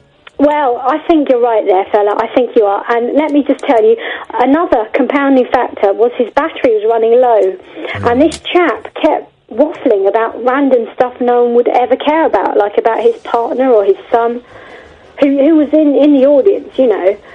I'm like, oh, battery's going to die. Get on with it. Ask the question. No, that's nuts. No, I'm not having that. I'm not. What's wrong? I'm not having that. Brighton's a weird place, though, isn't it? I'm supposed to be going to Brighton. This is how strange and wonderful my life is. Dennis Le Corriere, the lead singer from Doctor Hook, it keeps inviting me down to Brighton to have sushi with him. What? And yeah, I know, and I'm you know, and I will go. And I've not really been well enough to go recently, but I'm kind of feeling up to a day trip to Brighton to go and see him, and then go and peruse the record shops. I just need to go and see my bank manager to get out bank loan so I can afford to park there. The parking there is the parking. Last time I was there, the parking was more expensive than central London. It was obscene. I mean, I think I spent 25 quid for 2 hours. Yeah, I can tell you the free spots. I mean, when my boyfriend visits me, instead of parking in Kemp Town, he parks about a mile away. But I can send you where to, you know. Here's an app. Here's an app I'm going to invent. It will you'll click on it and it will do your be like GPS. It will know your location and it will tell you where all of the empty parking bays are, and it will also tell you which are the cheapest ones and which are the streets that are free to park in, and if they've got space in there. And as you're driving towards it, if someone else beats you to it and parks in it, it will flash, bing, bing, bing. That parking space is now full. Redirecting you to nearest free parking space. Yeah, but that would be so far away, wouldn't it, in Brighton? Well, I don't know. Well, this is why I need an app for it. You need to take a train, or not with the current situation. Who is Paul Manners? Paul Manners? Paul Manners. Is he someone with good manners, or just an unfortunate name? Hang on a minute, Bruce. Hip hip hip. Hip hip hip, Bruce. Hip hip hip, Bruce. Oh, was Stuart nice, by the way, or was he a murderer? Oh, really nice fella. Okay. We had a lovely time. Okay. Do you know who Paul Manners is, Bruce? Doesn't ring a bell, boss. Sorry. Because he's just followed me on Twitter. Oh. And I like to. He's got a blue tick. Boom! I'm in. A celebrity. Oh, I'm in. He's got 187,000 followers. Yes, he's following 10.7 thousand followers. It's like when I found out Nancy Sinatra was following me. I was so excited, and then it turns out she was following 34,000 other people. And Sabrina the Teenage Witch. She's good, huh? She's good. She was in that driving programme I was talking about the other week. Anyway, Paul Manners has started following me. 187,000 followers. I found him. He is a singer on Britain's Got Talent from last year. Really? And he does events on Clacton-on-Sea, London and Sheffield. Flipping heck. I tell you what, can everybody send him a little message saying hi from Iain Lee? Let's blow his mind. Should we kind of love bomb him? Right. On Twitter? Yeah, so his name on Twitter is @Paul M for Manners _official, right? Don't type the message yet. Don't send the messages yet. We're all going to send it at the same time, okay? Getting ready. So type the message. How do I send a tweet to it? Oh, yeah. So we're all going to say, hi, Paul M _official. Hip, hip, hip, love, Iain Lee. Okay? Right? Do you want that at Iain Lee, or two separate words like your name? Oh, yeah, put at Iain Lee. Go on, then I'm in it. Right, you're good. All right, so, but everybody who's listening, you have to do this, right? This is a mini love bomb, right? Don't send it yet. I'll tell you when to send it, okay? And is it hashtag hip hip hip, or just hip hip hip? Oh, for crying out loud, woman. Sorry, boss. Jeez, Bruce, tell her. I can't. It's a lady. She doesn't mean no harm. It's just hip hip hip. So, with the message is, hi, @Paul M _official, hip hip hip, love @Iain Lee. Okay, we'll just give everyone 20 seconds to type that, and for the delay to kind of kick in, and everybody can do that. You're all right, Paul, by the way. Bruce, by the way. I'm fine, thank you. All right, fine. Just give it another 10 seconds or so, and then when I say send, we all hit the send button. Okay. Paul M _official. Paul M. Oh, flipping heck! All right, don't stop the clock. Oh yeah, got it. No, it's okay. Yeah, it's cut now. Have you typed the message? I'm writing it. I've not sent it. Hi @Paul M _official. Hip hip hip. Love @Iain Lee. All right. Have you typed it now, Bruce? It's ready to go. Bruce isn't even operating on the time delay system. He's hearing this live. I'm hovering, ready to press tweet. Let's give them... everyone on Periscope, have you done it? I'm just waiting for the Periscopers. We've got a ready there from Harjit Singh. I can't see, it's too small, sorry. Ready from several pints. Yes. Okay, ready, steady, tweet! Tweet. And we're off. And I'm going to hit at Paul M and see how many he's got now. At Paul M _official. Doopy-doopy-doo. Let's have a look at who's tweeting him. Live. There we go. This is it. Some of you have not sent the message I told you to send. Some of you put the hi after his name. Jeez, guys. I'm tempted to block everybody. And loads of you have done it. Look at that. Isn't that brilliant? Nick and Catherine and Christian and Harsh and Ewan and Catherine and Andrew and Tris and Mark and Mandy and Kieran and Saddam Hussein. Okay. And Penny and Craig and Foxy and Cosmo and Iad and David and Daniel and Gary and I'm rubbing my ribs and everybody. Well, that's nice. That's nice, isn't it? Oh, wow. And Ollie and Edo and Harry and all you lovely people. Well, there we go. And my sister has done it, and Tony Bennett has done it. Beautiful. Lee Hanson's muffed it up. You've not put a space between hi and at Paul M, so you won't have got it, Lee. So there we go. Loads of you have done it. Look at that. Lino and well done. Well, that's nice. I don't know what we've achieved there, but we've done something kind of nice, haven't we? Or he might think that we're all bots. We're all porn bots. My ambition when I die is to become a porn bot. Well, life goal, yeah, why not? It's a life goal. Geeky Girl, anything else? Just hip, hip, hip. Hip, hip, hip. Bruce, stay there. I'll come to you after this. That served no purpose, but thank you everybody who did it. It'll be interesting to see if he replies to anyone. I mean, obviously he should reply to me, as my name has been mentioned in all of it. But it'd be interesting to see. It just seems like a nice bloke. I don't know the fella. I'm looking at his picture, and he just seems like a nice lad. Maybe we haven't done a Periscope Love Bomb, have we, for a while? Maybe we'll do one of those. Maybe we'll do one of those tomorrow when everyone else is doing their Brexit special and talking. Everyone's arguing and fighting and being poisonous and nasty and selfish, and self-aggrandising, and we'll just do something nice. How about that? Yeah, should we do that tomorrow? Brilliant. 0844 499 1000. Will, Rocky, stay there. Hip, hip, hip, Bruce. Hip, hip, hip. Hello, mate. What you got for us? And tonight, Matthew, I'm going to be a porn bot. I wanted to talk about the film Ring. Yes, film Ring. Yeah, really like the idea of it. I did think Jonathan was going to suggest Birth of a Nation. Yeah. And I'm kind of glad he didn't. Yes. But yeah, so I was trying to think of a film that might be suitable. Now, a film I was talking about, I do a podcast myself, doesn't everyone nowadays? Yeah. I was talking about the 1986 classic King Kong Lives. Now, have you ever seen King Kong Lives? I don't know King Kong Lives. Yeah. It's in a nutshell, King Kong didn't die when he fell off the Empire State Building. Oh, yeah. And they give him a world's biggest artificial heart to keep him going. Oh, fantastic. That sounds brilliant. Stars Linda Hamilton. And it's bad. But have you seen a more kind of recent film that I think's got a bit of a cult classic status about it? Yeah. Have you seen John Wick? No. John Wick is amazing. What is it? It's a action film. It stars Keanu Reeves. Yeah. And that's normally when everyone starts to tune out. Oh, I like Keanu Reeves. I thought he was. I love Speed. Is one of the Speed is in the top 5 greatest films ever made. That's a bold claim. Yeah, no, I stand by it. It's a brilliant film, a masterpiece. Yeah. I mean, Keanu Reeves, a bit like Nicolas Cage, has made a lot of ropey films. Yes. But John Wick is something else. And it was, if I remember correctly, it's directed by the stunt coordinators of The Matrix.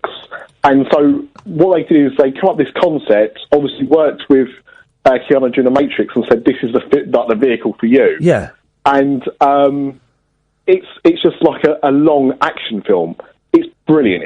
It's one of those films that sounds not very good, but when you watch it, it's brilliant. But is it actually brilliant?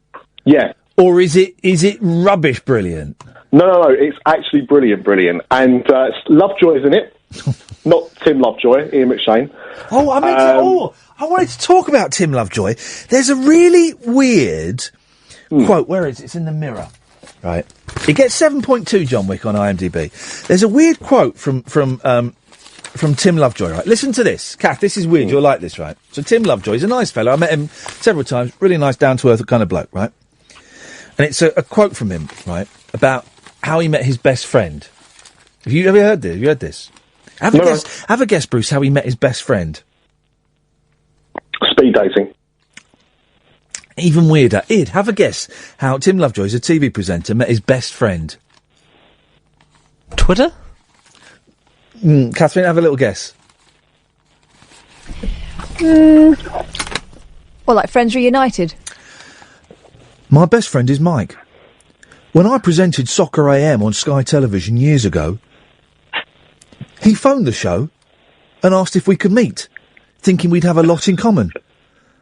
I was a little wary, but we hit it off immediately, and we've been best mates ever since.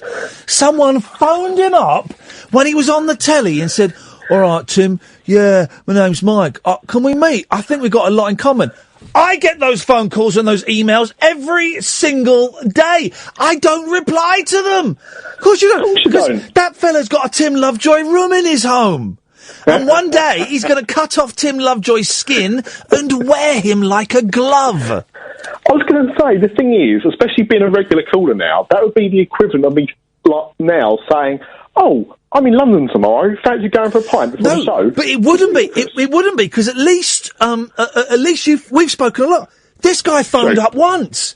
This guy, this would be like a brand new caller phoning up saying, "Ian, do you know what? I've been watching your shows and listening to your radio shows for a long time. I also like Kung Fu Elliot and time travel films. And I think we've got a lot in common. Could we go for a drink?" And me going, "Yeah," and then him becoming my best friend, and then me being interviewed about my best friend and going, "Well, it was some bloke that phoned me up on the radio and asked to go out with me." That is insane. Yeah. It's also, as you say, the fact that he's publicly announcing this. That's only going to lead to more nut jobs trying to do the same thing. It is the weirdest thing ever. Well, you say it's the weirdest thing ever, but I did watch today Kung Fu Elliot. I'm not going to talk about it until Friday, don't worry, but I have watched it. Did you enjoy it? So I'll put it... well, okay, yes, I'll go that far. Yes, I did. Okay, I'm going to ask you one more question, and then we'll talk about it Friday. Do you think it's real or fake? Fake. Okay, all right, Bruce. We'll talk about it on Friday. Good. Ta-ta. I'm so pleased. I think this is an idea that I like this. But again, you know, we've had Periscope Love Bombs and guess the sound of silence. We have to guess what song it is from Silence, and those things never lasted. So this probably won't either. I tend to have these ideas and then do it once and go, "Yeah, that's good. What's the next one?" But Film Ring could be something. So many people have watched this film that I've talked about, Kung Fu Elliot, right? And I appreciate that a lot of people watched it and didn't enjoy it. And I'm even more grateful that you sat through it. If you're struggling with the first half an hour, stick with it, because it really does have a twist. Will and Rocky, stay there. I'll come to you in a minute. 08444991000. It really does twist. It isn't safe for kids. It's got rude bits in it and a bit of bad language. Okay, so just to flag that up, and maybe I should have flagged that up earlier. But on Friday, we will, at 10 o'clock, we're going to start the show with it. The whole show is a Kung Fu Elliot special, right? We've got the two directors, coming on from Canada, and, we'll just sit and I'll talk to them, and if you want to chip in, you're more than welcome to, actually. And I'm erring on the side that it is real, with maybe a couple of staged scenes in it. That's what I'm erring on. But I keep flipping and flopping all over the place, so I don't know, really, is the thing. And we have no definite answer. They will say that it's real. Of course they will. And that's absolutely fine. And even if it's fake, it's thoroughly enjoyable, weird film. My sister just tweeted that she thinks it's, in inverted commas, real, but slightly disingenuous. Explain, please, Joe. Explain. So people are having a go at me because I said that Speed is one of the top 5 films of all time. speed is genuinely brilliant. How could anyone disagree with that, for crying out loud? Will's on the line. Good evening, Will. Hello. Hello. Hello. Couple of things. First off, 11 o'clock show, loved it. Oh, thank you, mate. That's very kind. Thank you very much. I loved it too. I had a great time. Well, yeah. Followed it since. I really want to talk a couple of things. Yeah. Both of which probably are not maybe your listeners' views. So I'll give you the option. Anything goes on this show, pretty much. So go on. What have you got? Well, I'm a 40-year-old Welshman, and I've lived out of Wales now for about 18 years. Yeah. And I'm not used to being excited about Welsh football. Okay. All right. So I can either continue with that or go with something which has annoyed me on Bookface. Let's go to Bookface. I tell you why, because I and you've reminded me, actually. Thank you very much, and I really appreciate you reminding me. We tend to be a sports-free zone on this show, just because we're in the same level and the same offices as the Talk Sport boys with their wangers out. Get your wanger out.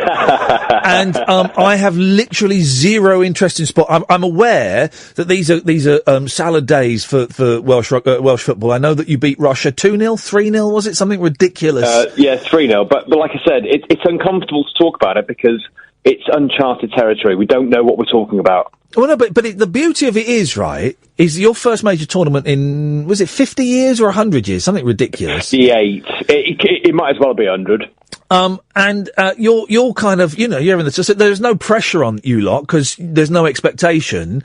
Absolutely. And you've played blinding games. In England, there is expectation, and they've played terribly. Apparently, I've got all of this, by the way. Yeah. I've got all of this, by the way, by listening to the two mics as I drive home on Talk Sport and Talk Radio. I listen to them.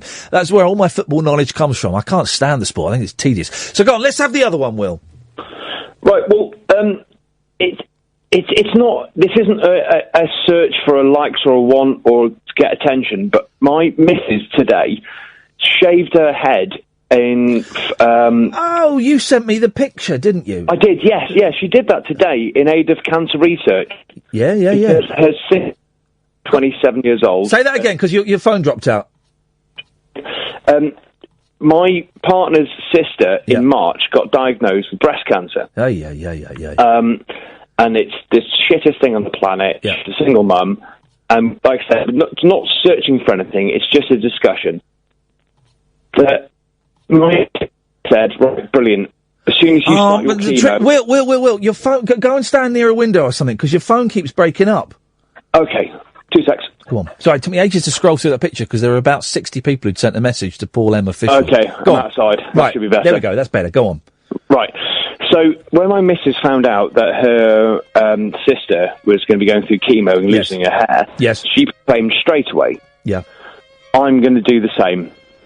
I'm going to go to the local salon and have my head shaved. Well, hang on a minute, Will. With the greatest of respect, I'm looking at a picture of you now. Is that you?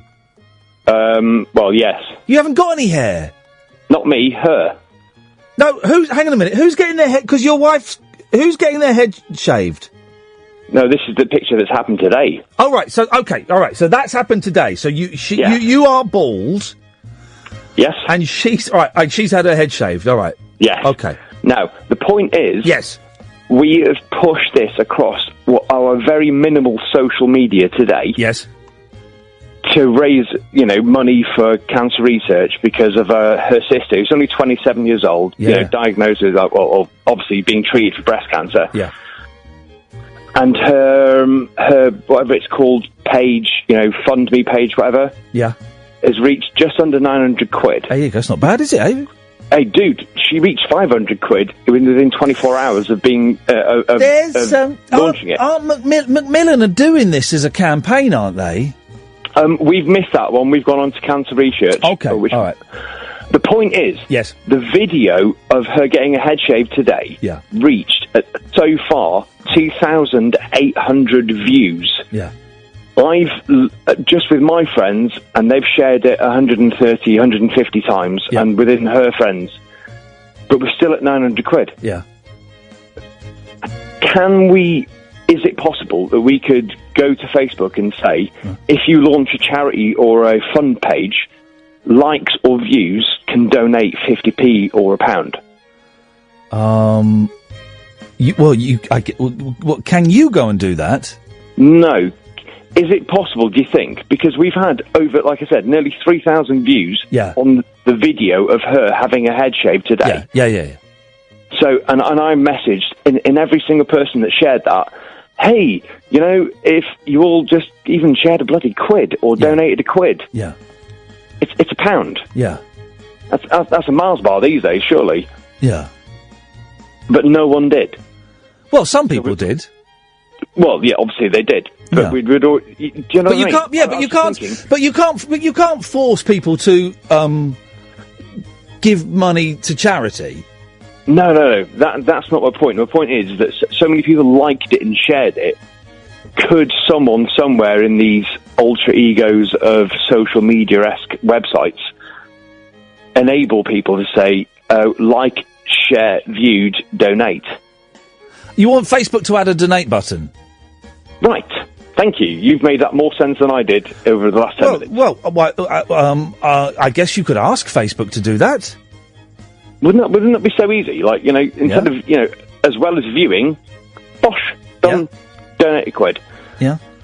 The difference between the nearly £900 she's raised to the 2,800 views she's had. But views, but views are different to donation. Some people like to view it and go, or maybe I'll donate later.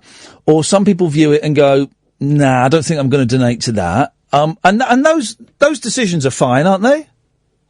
See, I'm a novice to this charity stuff. It's nothing myself or my partner have ever done before. So, putting it out there, obviously follow you on Twitter and see that, available to talk to. Yeah, of course. Just getting an idea out there. Well, it's an interesting idea. The thing is, I know I'm late for the ads. I'll go to that in a minute. The charities that I hold dear to my heart don't appeal to everybody else. Some other people will, there are a couple of charities that are very close to me, and some other people will also feel passionately about those charities. Some will think, well, those charities are cool. Some will think, oh, those charities aren't that important to me. And I guess that's the same, for breast cancer. To some people, it's not important to them and their world, and they don't feel that they want to contribute to it, and that's fine, isn't it? Let's take the basis of that out and just say, how much can be shared through social media? Wouldn't it be cool if something could be set up within, like, either Twitter or Facebook, where if likes and views, bosh, donate, regardless of the cause? Yes, that would be cool. Wouldn't it? Well, I guess so, but then there are some people that don't... There are some people that feel an uncomfortable amount of pressure from all sides to donate money to various causes and might feel guilted into donating. Yeah, I can see that point, but surely common sense would prevail. No, well, common sense doesn't always prevail, does it? No, actually, listening to your show, that's a fair point. That's a compliment to yourself. No. I take it. I'm just trying to get my head around it. Yeah, it's an option, and yes. I guess I'm erring on the side of yes. If Facebook had a donate button, that might be quite good. But then I suppose they would have to police everybody who set up a Facebook page, and they were, there was a chance that people could get ripped off. That's a fair point. But this is in the early stages, and I haven't really thought that through. No, exactly. And I know, talk to the charity police. No, and I am making up in my head, Will, that you are coming at this because your family has has had some rubbish news. And how is it? Was it your wife's sister? Yes. How are things looking? What's the prognosis? She was diagnosed in March. Double breasts. I don't know the exact words, but they had to take out stuff. Yeah. So she got cut open twice because the first prognosis wasn't right, and now going through full chemo, and then it's likely, I believe it's then radiotherapy, then full mastectomy. Yeah. So effectively, what I would call, hopefully on this radio station, pretty shit. Okay, well, that's the second one, so we have to be a little bit careful about the language, but I appreciate what you're, saying. Well, you know, I wish her and you and everybody the very, very best of luck, and, Iain, do you know what? The strongest person I've met is the person that's suffering from it. She is absolutely nailing this. She's rocking the bald-headedness. She's just being absolutely amazing. It's the rest of us that are worrying. Yeah, of course. And the rest of us are just trying to help. In you know, I don't even know what cancer research charity is fully about. But hang on a minute. You can't give money to I would suggest one shouldn't give money to a charity that you haven't looked into, first of all. Oh no! I'm the silly one. The girls who organise all this, they're the ones doing it. I'm just the voice saying hello and just voicing it out there at the moment. Okay. All right. Well, hey, look, dude, it's all good. Look, thanks very much for having me on your show. Thank you, Will. Best of luck. No worries, man. And hey, I tell you what, keep up the good work on Twitter, mate. It's been hilarious. I will do my best, Will. Thank you very much indeed.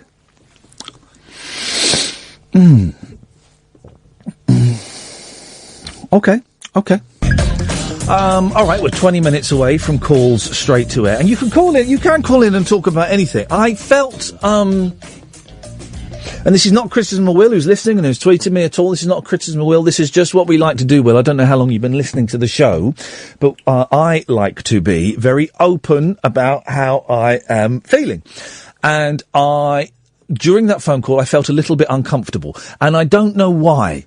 Again, Will, it's not criticism of you at all, and in the slightest, it came from me, but I felt uncomfortable, and I'm really trying to work out why I felt uncomfortable, and I don't know, and that's fine. Rocky's on the line. Hip hip hip.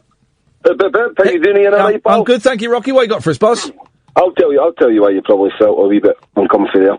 Just because Will is trying to do a good thing and raise money for charity, and then if anybody says anything against a charity, maybe you were, you know what I mean, you're initially thinking, well, I don't know about that, I'm not too sure about that.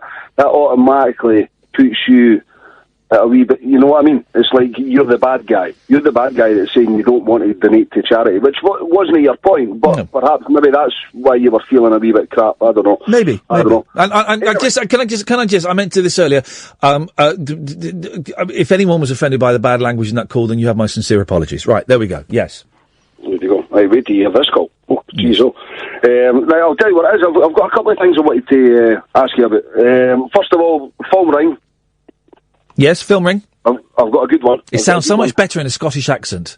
It really does. Phone ring. Phone ring, okay, the new. Yes. Right, listen, I've got a good one. It was actually premiered at the Edinburgh Film Festival last year. Ooh. It was an independent film by Robert Carlyle, right? And it's called The Legend of Barney Thompson. You heard it? Oh, do you know what? That's on Netflix, isn't it? I'll tell you, watch it. It's a cracking. Is it good? Because it keeps popping up.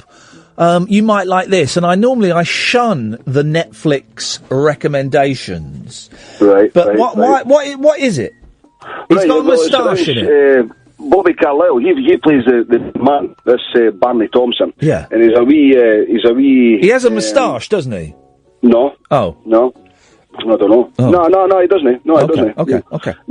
Anyway, he plays a barber in this barber shop in Glasgow. He's been there for years. Yeah.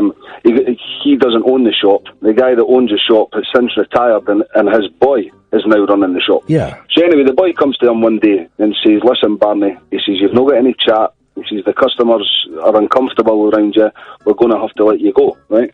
So Barney is obviously not happy. He starts pleading. There's a scene where he spills some water, just as he's been told that he's going to get sacked. So the son, the shop owner, he goes to wipe up this water, and Barney Thompson says, I'll get it. And there's a coming together between the two of them. They both slip on the water, and then they land on the ground, and then when Barney gets up, his hairdressing scissors have gone right through the heart. Hey, mate, spoiler alert! I know. You asked me.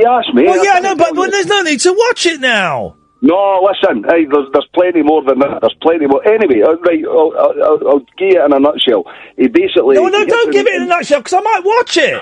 This is not what film ring is meant to be about. Right, all right then. Film ring, legend of Barney Thompson.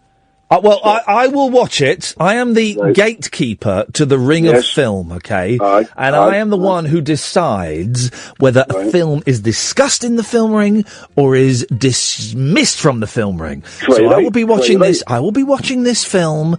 Well, I won't get to watch a film now till Monday. I will be watching it next week, and I will be reporting back. Oh, but you look at it. I think you'll enjoy it. It's a kooky wee story, but it's well acted. You've got Robert Carlyle, you've got Ray Winston, you've got Ashley Jensen, you've got Tom... What's his name? Robert Carlyle never really lived up to his expectation, did he? I don't know. He's done well. He went across to America, and he was... Well, do you know this? This legendary Barney Thompson, it was his directorial. Yeah, that'll do. Yeah, debut, right? Apart from, allegedly, he directed Tales of the Unexpected. Stargate, SG-1 or whatever it's called over in the States. Honestly, I'll tell you what. In a similar, we're talking about. But you look at people like Tim Roth, right, and Ray Winston, and I kind of lump all those people together, right. And they went off and they had TV series in the States and big movies. And Bobby Carlyle, he's a great actor. But I mean, really, what has he done? I bet he's got a great bank balance. Oh, I'm not knocking him at all. He's achieved more in his life than I have. But what do you think he's done? I mean, name a big hit movie. I'll be honest with you. Coming to Edinburgh, Trainspotting, right? Yeah, that's fantastic. But Trainspotting was 25 years ago. Well, by the way, I've got a wee story with regard to Trainspotting. I had Ewan McGregor in the taxi on Friday night. Oh, yeah. Obi-Wan, yeah. They're all up here filming Trainspotting 2. Trainspotting 2 is happening as well. Oh, that's incredible, yeah. Which comes off the back of, it's the Irvin Welsh book, Porno. They're making into Trainspotting 2. So everybody's, you can't move in Edinburgh just now for film crews and all for this. Movie star. Movie stars. A real life movie star. It's the Hollywood of the North. It's Edinburgh. Edinburgh. The Athens of the North. Athens of the North. That'll do it. The thing is, I'll tell you what, just a normal guy. But then again, honestly, Ian, and this might sound strange. I don't know if any of your listeners agree. And perhaps you can tell me, coming from your point of view. Yes, sir. I don't understand the concept of being starstruck. Do you? Have you ever been starstruck? Yeah, do you know what? I have a few times. I was lucky, right, because when I was a kid, my dad used to work at the BBC, so I got to hang out at the BBC as a kid, and I used to see, like, Tom Baker as Doctor Who and all these people wandering around. And so I kind of think that most actors and singers are just like normal people. But every now and then, I will meet someone that leaves me quaking in my boots. Ringo Starr, the members of the Monkees, Andy Partridge, the first time I met him from XTC. Not the biggest stars in the world, but they left me. Come on, man. Seriously, Rocky, if Bob Dylan got in the back of your cab, hey, man, can you take me to get a real genuine haggis? You would be nervous. No, I wouldn't be nervous. No, I would be. You'd sort of be a wee bit intrigued. Oh, wow. Well, there you go. And I'll tell you what happened. Hey, man, I want to go and get a haggis. Can you take me to get a haggis? By the way, someone somewhere will have that down as being a racist. Yeah, of course they will. Of course they will. But it won't be a Scottish person, Rocky, because they'll all be too drunk or fighting to be listening and paying attention. Rocky, thank you very much, mate. 0844 499 1000. Liam. Oh. Hello? Hello, Liam. Hello? Hello? Hello? Can you hear me? Just about. Oh, sorry. I'm a first-time caller and absolutely petrified to speak to you. It's weird, isn't it? There's nothing I can say. We'll make that any easier. Yes, there is. There's 3 words. Oh, hip, hip, hip. Hip, hip, hip. There you go. And the thing is, right? It'll go. We'll talk for a few minutes, and it might be longer, it might be short. But for you, it'll feel like that. You'll put the phone down and you go, flipping it. That went quickly. What did we talk about? It's the strangest experience phoning, and I get nervous when I phone. I haven't done it for a long time, actually, but whenever I phone up radio stations, I get very nervous. My right leg starts twitching. I get short of breath. I can feel my heart going. It's weird, and you're ridiculous for doing it. But if you didn't do it, Liam, this show would be a whole lot different. So thank you. Do you remember the first time? Yes, I do. The first time for me was at university. It was when there was a fire at Buckingham Palace, and I phoned LBC. It was the same night I'd gone to see, interestingly enough, it was the same night I'd gone to see Glenn Campbell in concert at the Royal Festival Hall, and he didn't play Wichita Lineman. And I met him I met him at the stage door, and I said, Glenn, I was only 20, Glenn, why don't you play Wichita Lineman? I forgot to play that one. Anyway, Windsor Castle was on fire, and I went and phoned up the host who was on LBC, and I do not know who that host was. He's not a famous person, and I was going to do it as a prank call, and I bottled it, Liam. I completely bottled it, and in the end I ended up making the most stupid, vacuous points ever, and I put the phone down, and that was it. To be fair, you've had hundreds of callers since then doing the same thing to you. Vacuous points are here every day. Yes, there may be something in that. What have you got for us tonight, Liam? Well, I just must admit, I'm probably about 2 weeks behind because I'm catching up. I've only just realised you're on a new radio station. I've listened to you before. I've never had the guts to actually call you. Nice one, man. And tonight, I was watching on Periscope for the first time because I was watching your Love Bombs a couple of weeks ago. And two things. Yeah. First one, I like time travel. I like Lost. So let's go for a beer. As you said, no one would dare call you to say that. Oh, no. No. I've got a Dharma jumpsuit. I had a Dharma jumpsuit, and I saw you. I got rid of it. Well, my wife bought me one for my birthday, and then I got rid of it a few years ago. But I have worn a genuine Dharma jumpsuit. I've seen it, man. I saw you in there. Yeah, in Hawaii. At the Lost, at the on set of the Others village. I was very, very nearly in an actual episode of Lost, and then I was going to be an extra in the back. I was going to be riding a bike, and then a couple of proper actors kicked off and got stroppy because I wasn't part of the union, and the director, Jack Bender, there's a name, had to take me to one side and say, "I'm really sorry, and we can't put you in an episode." A couple of people who got upset. Well, I've got one picture of you in that because my uncle was on the film set that day and taking pictures. Was he really? Yeah, I will send it to you. Oh, mate, I'd love a picture. I'd love a copy of that. Thank you, man. Yeah, that'd be wonderful. I will do it. The second thing is, and then I'm going to bail out and be gutless. Oh, no, mate, you've already... Listen, you're offering me free stuff. You're already the best call of the night. This fella's uncle, Catherine, was on the set of Lost in Hawaii when I was there. He's got a picture of me in one of the Lost jumpsuits.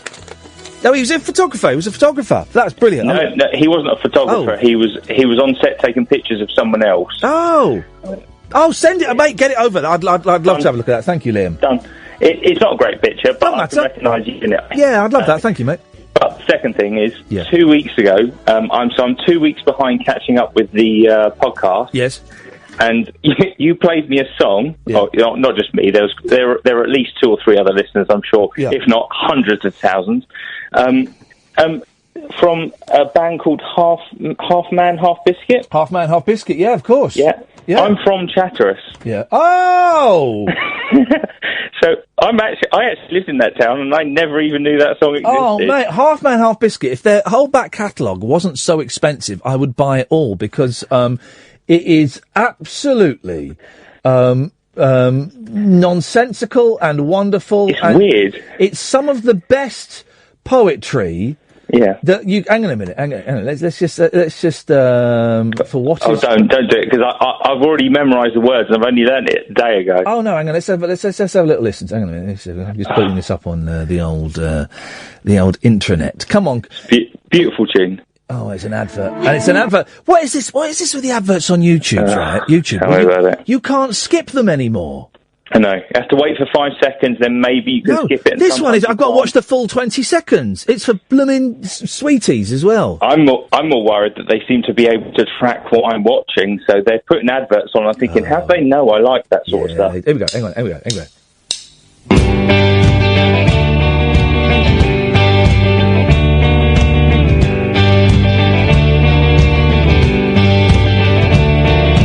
One-way system, smooth and commendable. Go by bus, they're highly dependable. The swings in the park for the kids have won awards. The clean streets, acknowledged in the Lords. But what's a park if you can't see a linnet?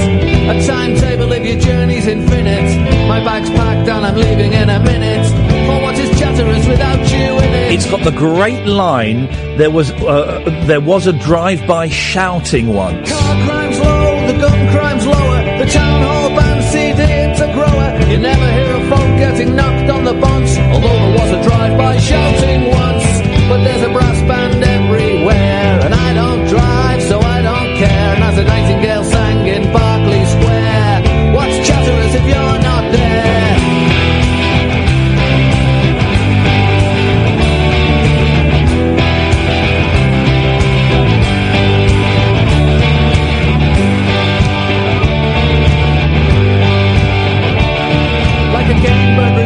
Short on pheasants, weavers' cottages devoid of tenants, a market town that lacks quintessence. That's Chatterers without your presence. 3 good butchers, 2 fine chandlers, an indoor pool and a first-class cake shop. Ofsted plaudits, envy of the fens, crick barriers at both ends. But what's Chatterers if you're not there? What's Chatterers if you're not there? What's Chatterers if you're not there? What's Chatterers if you're not there? What's Chatterers if you're not there? What's Chatterers if you're not there? I may as well be in Ely or St.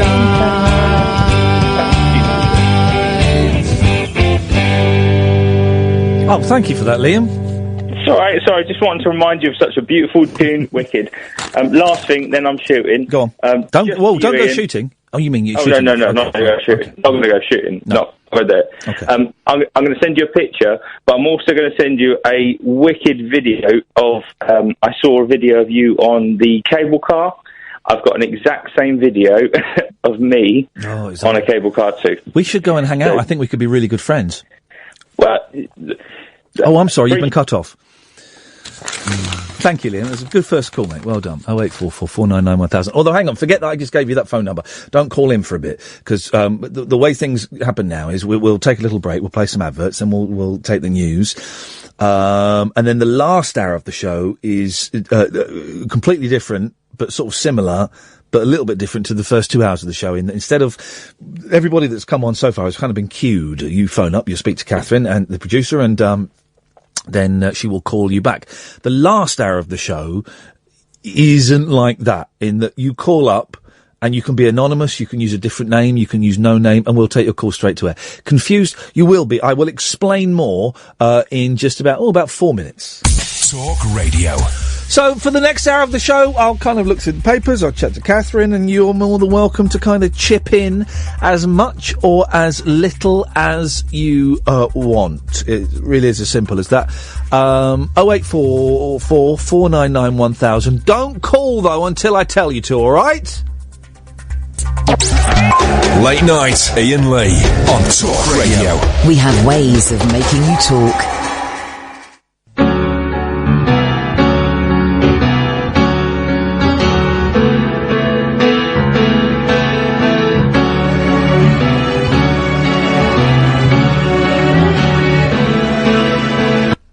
There's a better version of this, hang on.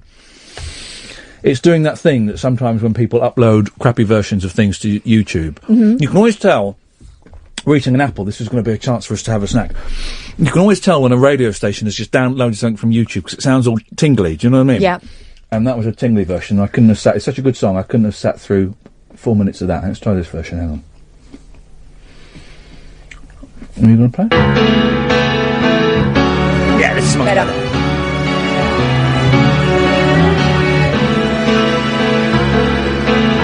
Some folks see the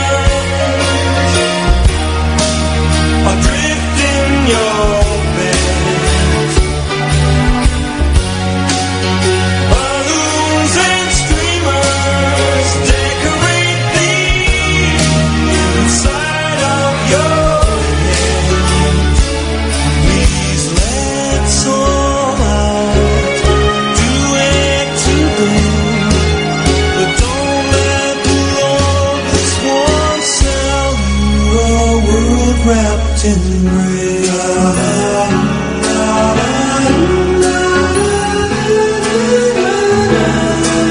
some folks pull this life like a weight, driving, dragging dreams made of slate. Your heart is the big box of paints, another's the canvas we're dealt. Your heart is the big box of paints. Just think how the old masters felt. They called, awaken you dreamers, asleep at your desk. Parrots and lemurs populate your unconscious protest. Please let someone do it today, but don't let the loveless one sell you a world wrapped in gray.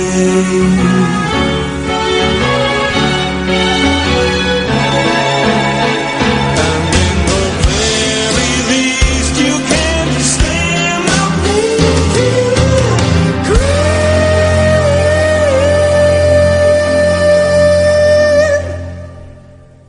That'll do, wouldn't it? That'll do. Oh, do it. Start again. XTC, isn't it? That was XTC. good. That was the song that one of their last was it? Maybe in the last single they released.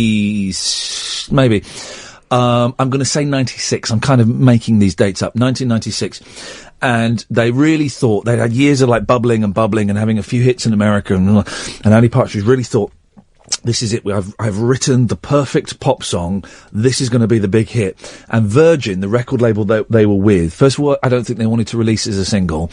And then they only released like 10,000 copies or something like that, so it could never be a hit. So, maybe about 94. So, in fact, will it say on there, you can tell me what date you were released? No, 1992. Wow, okay, I was white miles out. So then they went on strike. For 4 years. Wow. For 4 years, because they wanted to be released from their recording contract, and Virgin said, well, no.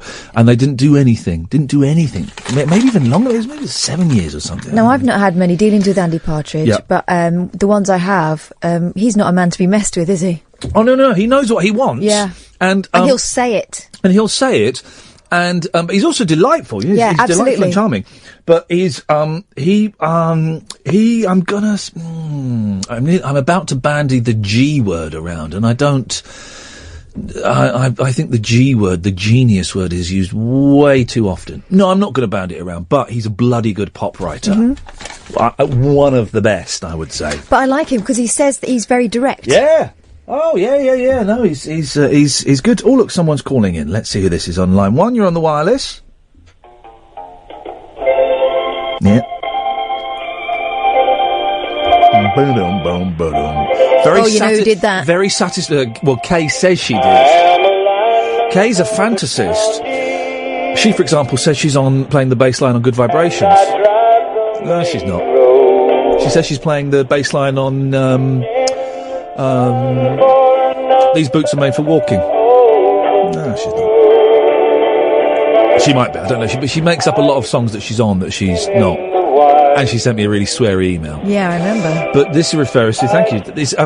I played this the other day with my friends when we just had the guitars out. It's a very satisfying bass line to play. Ba-dum, boom, ba-dum, ba-dum. She might be playing bass on this, actually.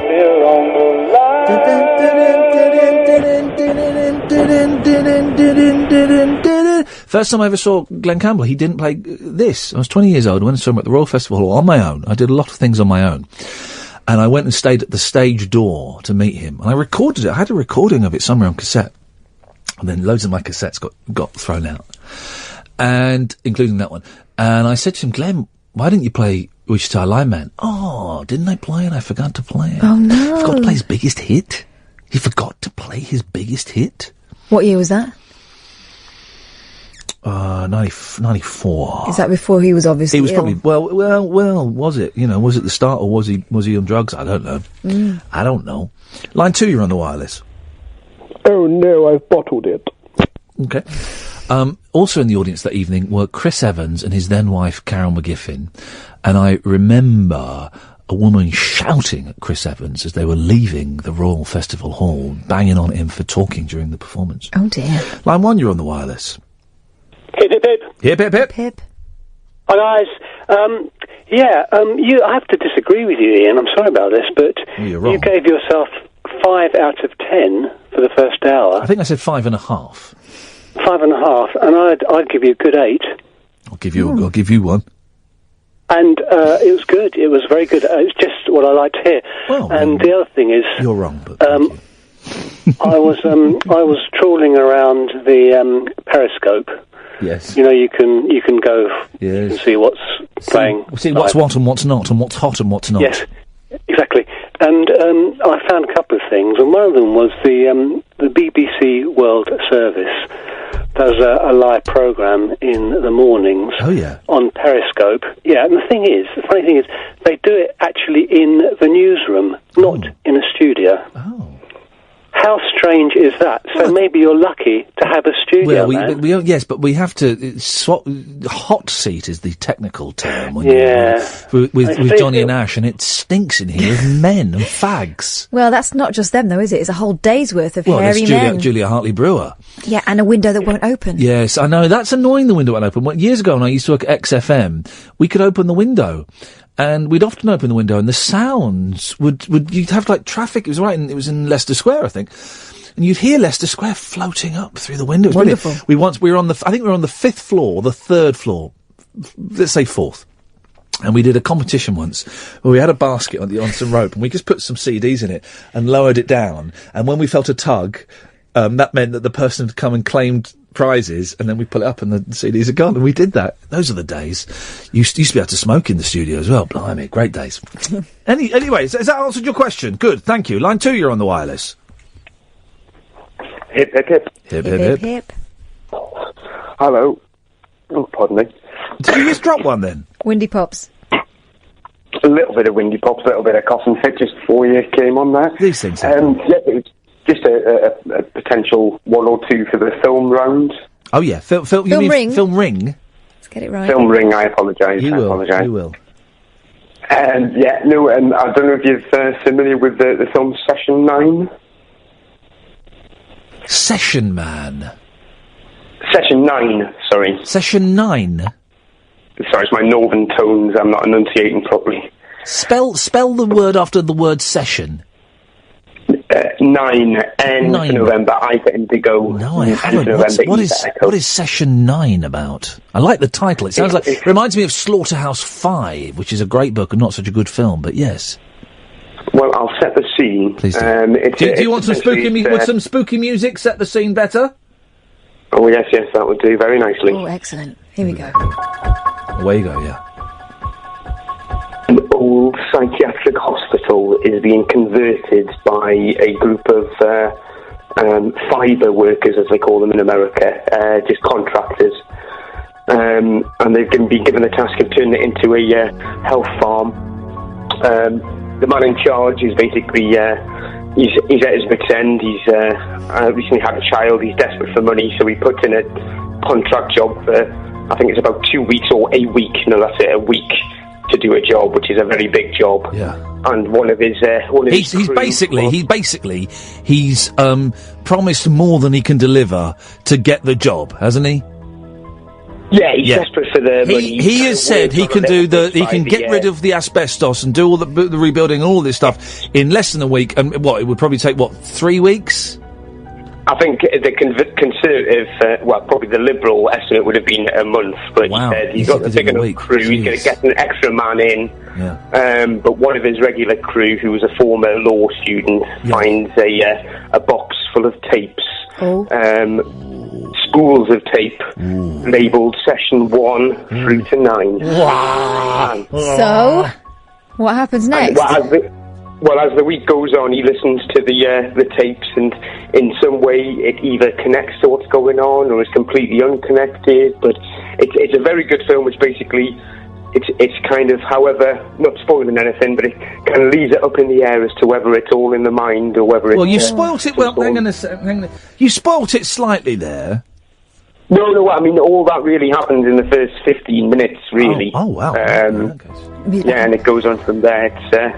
It's excellent. It stars Peter Mullen, the Scottish actor from My Name is Joe. Who is... Can I... The question that I ask everybody these days when it comes to films is, can I watch it on Netflix?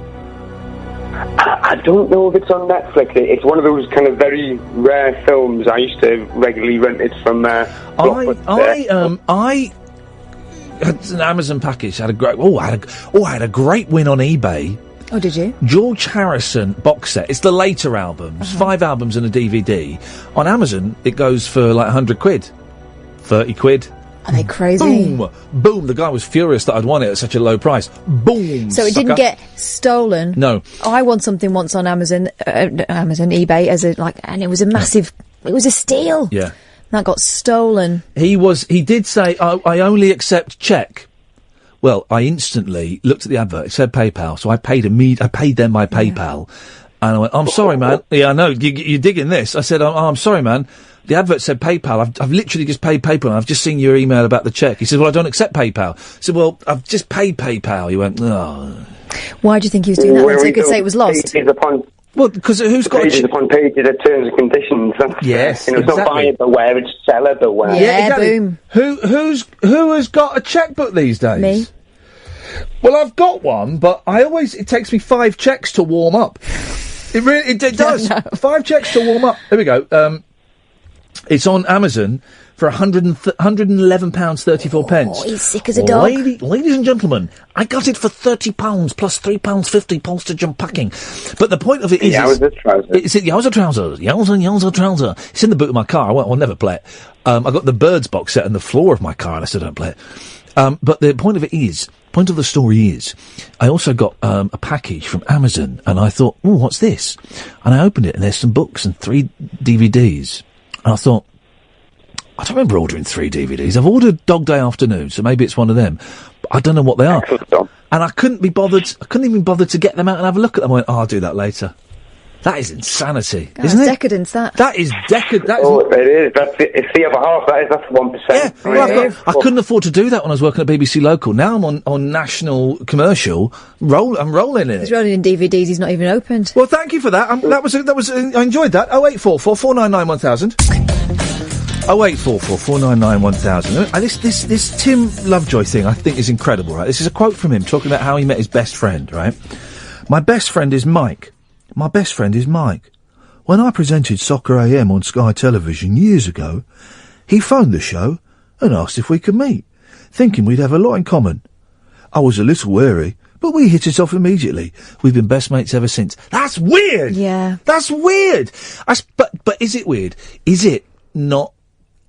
Oh, God, I'm so good. What have you done? I am about to become a .com millionaire. Right, go on. Tinder, but for guys, and not in a grinder kind of way. Mm-hmm. And do it for girls. Himda. No, mates. Call it mates with a Z, right? Mates. And you type in your interest, you have a picture, right? Because none of us want ugly mates, right? So you do this scrolly thing. You don't want ugly, but you don't want more attractive. Nah, I don't mind. I want people of my level, a 9 or a 10. Well, what are you talking about? So it brings you down. You want to be the better looking mate. Swipe. Oh, they look like they could be an interesting guy. Let me check the thing. Oh, no, they like football. Swipe. Oh, that could be a good frind. Oh, he likes time travel films and Xbox. Yeah, all right. Ding. Send a little contact. That's the way it will go in the future. I think that's what I want. I want. Forget all this sex and filthy sex and romance and filthy romance. Mates. Just mates. And that'll be the advert. That'll be the advert on telly. It'll be someone going, it'll be me looking straight at the camera going, forget all this sex and filthy sex and forget all this romance and filthy romance. It's just mates, isn't it? And then the logo would be like a logo, like the Twitter logo or the Facebook logo, or the Instagram logo. But better. Mm-hmm. And then you download it on your phone and then just mates. What would the logo be? Shaking hands? No. That's for another app I'm working on. I'm going to try and get world peace. It would be. Is it going to be peace with a S rather than a curly K? Of course, a bit of curly cake. Peas. Well, you're doing mates with a Z. You're doing something about peas pudding. That's another app I'm working on. Peaspudding.com. Let me just take this call because I want to speak to someone sensible. Yes, line 1. Hip, hip, hip. Hip, hip, hip. Hip, hip. Would you sign up for my app, Mates? It's just Mates, isn't it? Yeah, you'd be my mate, won't you? No, Whoa, jumping the gun there. It would be unethical for me as the CEO of Mates to have any mates. to develop to develop any friendship with any sad sack dumb enough to sign up to my app. Oh no, I've just done a ratna. I've just done a arachnophobia. There's another app I'm working on. Yeah, excellent. Arachnophobia. Write all these down. I won't sign up for that one. No, don't sign up for that one. What you got for us, caller? Well, I was just going to say, you were right about one thing. The old shaky leg thing gets going, doesn't it, when you phone up for the first time? Yeah, it does, doesn't it? It's a really odd phenomenon. Dun, dun, dun, dun, dun. I didn't think I would, but then it did, so but there you go. Yeah, well, you've done it. Oh, look, here's a picture of, Luke, who calls us up. Yeah. And does the drawings. Yeah, the one that's got the editors, the group. Yeah. He's just sent me a picture of him. I can have a look. Yeah, come on. Because he reckons he looks like, what's that porn actor called? Well, he didn't. Not porn, like romantic, muscly man. Well, can you... Because he reckons he looked like him when he was younger. Oh, yeah. That's what I thought. That's not what I thought at all. That's not what I thought at all. He's a kind of... I don't Magic. What have you called him for, man? Just one thing. I've been dying to ask you this for years and years and years and years. Back when you did the LBC. Yes. And when they got took over or bought out or something, didn't they? At some point. And you often tease the fact that one day you'll do like a regular radio show, a straight show. Globotech took them over. Yeah. Yes. For like a couple of weeks, did you do like a in quote unquote normal radio show? Do I remember that wrongly? You've remembered it wrongly. I think we. Or did you do it on purpose? Okay. We did at least once that I can think of, possibly twice, but definitely once. We did a straight when I was doing the drive time show on LBC. So imagine this in the afternoon on a really straight news station. It was this, but even more manic, right? Mm-hmm. And we did once. Chris and I, my producer, we did a straight, proper drive time show, and we had a barbershop quartet. It's a trick I like to pull out every now and then. It always makes me laugh, and it always divides the audience quite a lot. Even the people that like to think they get me don't get that. And we had a barbershop quartet, and we had a showbiz expert in, and I think we had someone talking about dogs and stuff like that. So we did that then. The last few weeks of my tenure at LBC, before I handed in my notice and gave them a month's notice, and then they phoned me up after that last show and said, don't ever come back again. The show was being channeled into... It was still kind of my show. Get this right. The boss would phone up my producer during the show and say, why is he talking about this? Get him to stop doing it now. Oh, blimey. And so the last couple of weeks were very, very uncomfortable for everybody. Everybody. I seem to remember you used to spend, not you, but like everybody seems to spend forever explaining the rules of like phoning in and competitions and stuff like that. Oh, we had to. They were trying to make money doing competitions. Here's the thing, right? This is when I knew my days at LBC were ended, right? It was taken over by Globotech, and it was going to be... Is that a real thing? No. It was Global, but I called it Globotech. Well, it was something I'd nicked from another show. And Richard Park was like the boss, right? And I'd met Richard years ago, and he didn't like me because I refused to do the XFM breakfast show years and years ago. I didn't fancy doing it at all.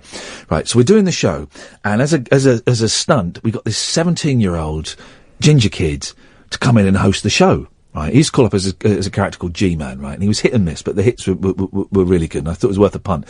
So G-Man, this kid, he's now like a director or something, was in the studio there.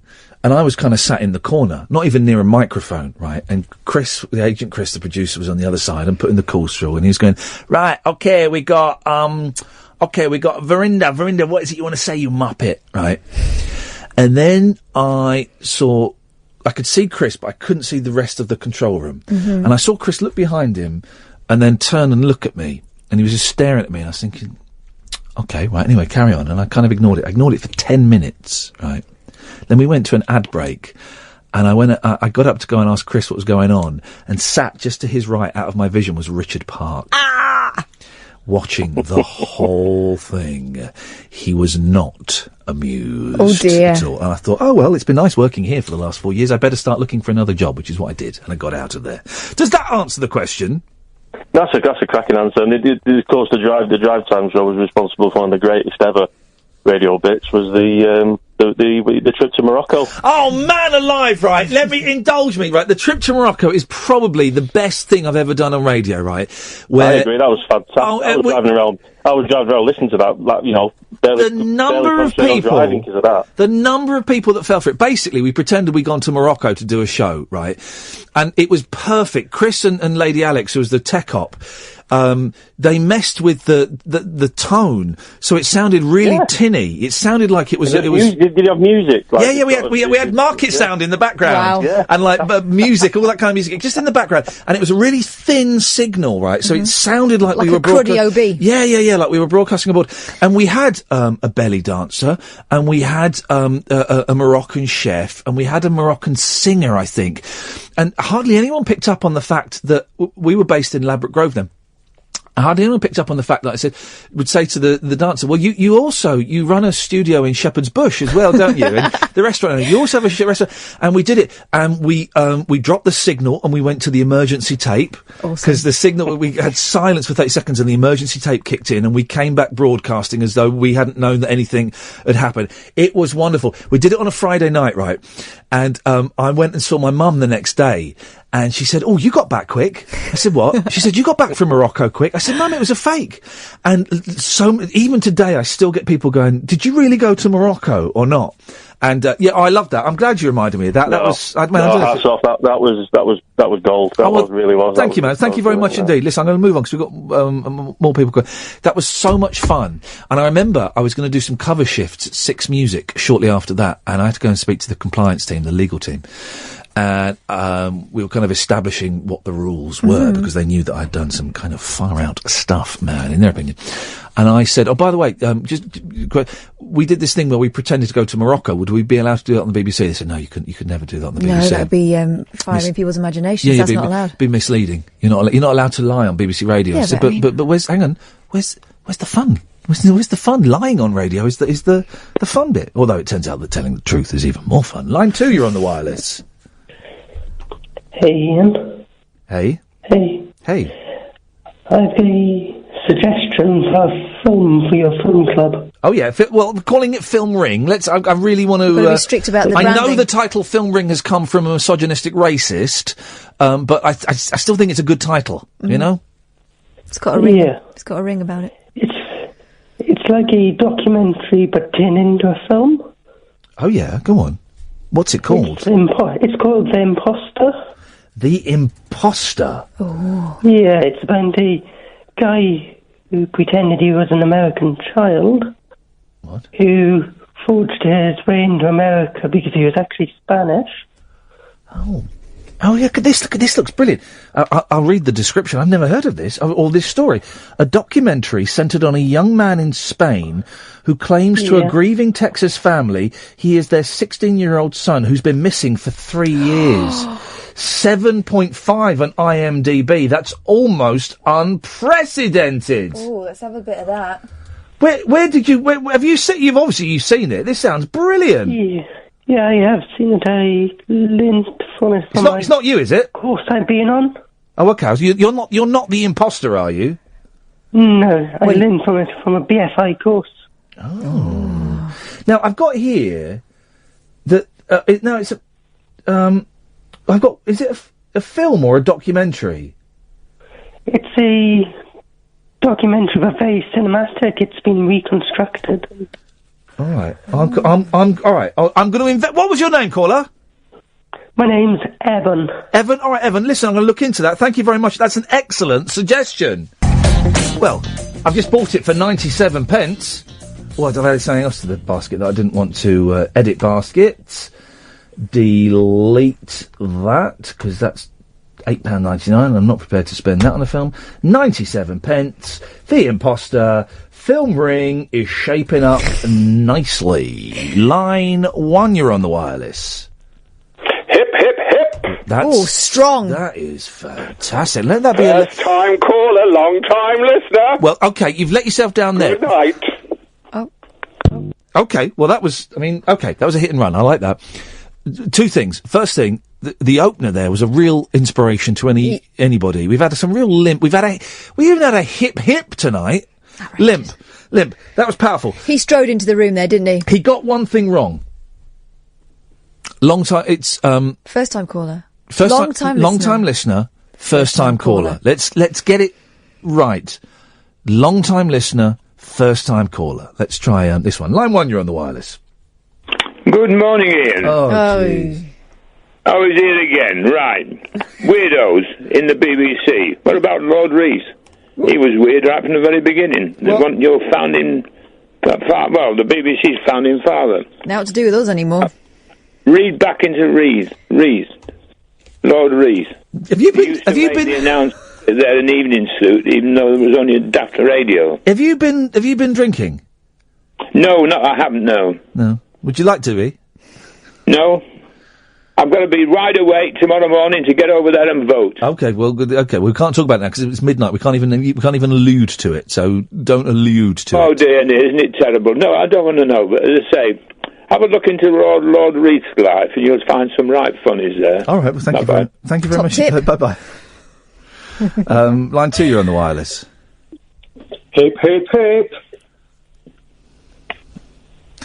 After the hip, hip, hip we recently had just 2 calls ago, that was a little bit pathetic. That spoilt it for everyone, hasn't it? That has really let the air out of the balloon. Well, fellas, what do you expect if you work 7 nights a week doing cartoon drawings? Here we go. Oh, it turns out The Imposter's on Netflix, and I've just spent 97 pence on it. Well, stop it. You can cancel it quick. Oh. Quick. Flipping it. Quick. No. But then you can borrow it then. All right. There we go. You say, and then you don't. You're going to charge me £1, aren't you, to borrow it? Yeah, totally rental. You don't get the extras on Netflix. No. You don't get the. I mean, I don't watch the extras. The extras. Like the alternative. I'd like to. I'd like to. Is the right? You talk to Catherine, so I need to see if I need to cancel this. All right, Luke. How's that Puma? Yeah, look like seen it for a few weeks. So I thought I'd phone up, just so you know what I look like. The ugly muppet I am.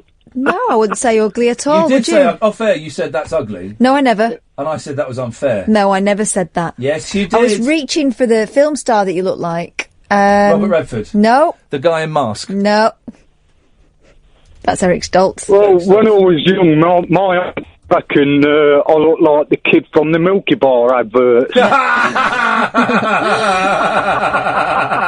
That's what they reckon. They were going to put me in for the adverts. Oh, mate. Well, they had a kid for the adverts. The Milky Bar kid.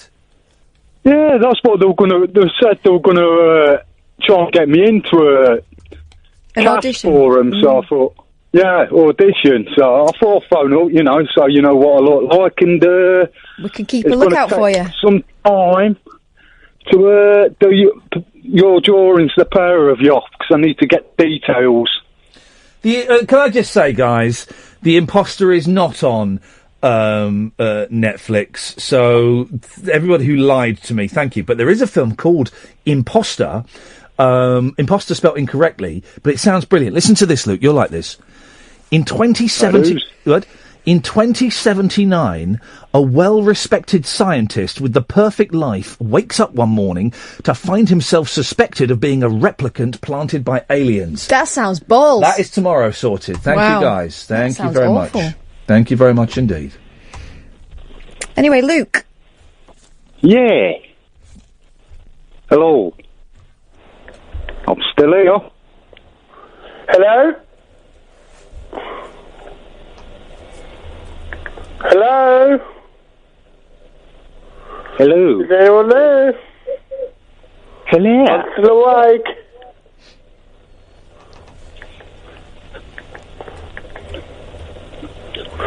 Is anyone there?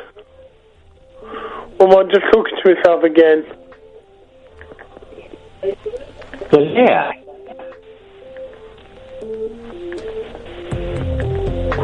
I'm so confused.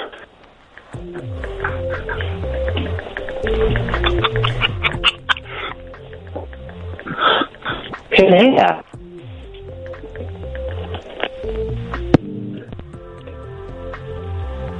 You scared him off. For whose? What you got for us, Luke? Too much snoring. What you got for us? Yeah, like I said, I thought I'd phone up so you know what I look like, and I'll let you know when the pair of your drawings are done. Can I just say you've sent us a tweet? Yeah. That makes me uncomfortable in my willy. Oh God, what? May I read it? May I read it, Luke? Disgusting, that does. He's sent us a tweet. I know I look very ugly, capitals ugly, and I am working on your drawings. Yeah, that's me. Yeah. So I will let you pair know when they're done.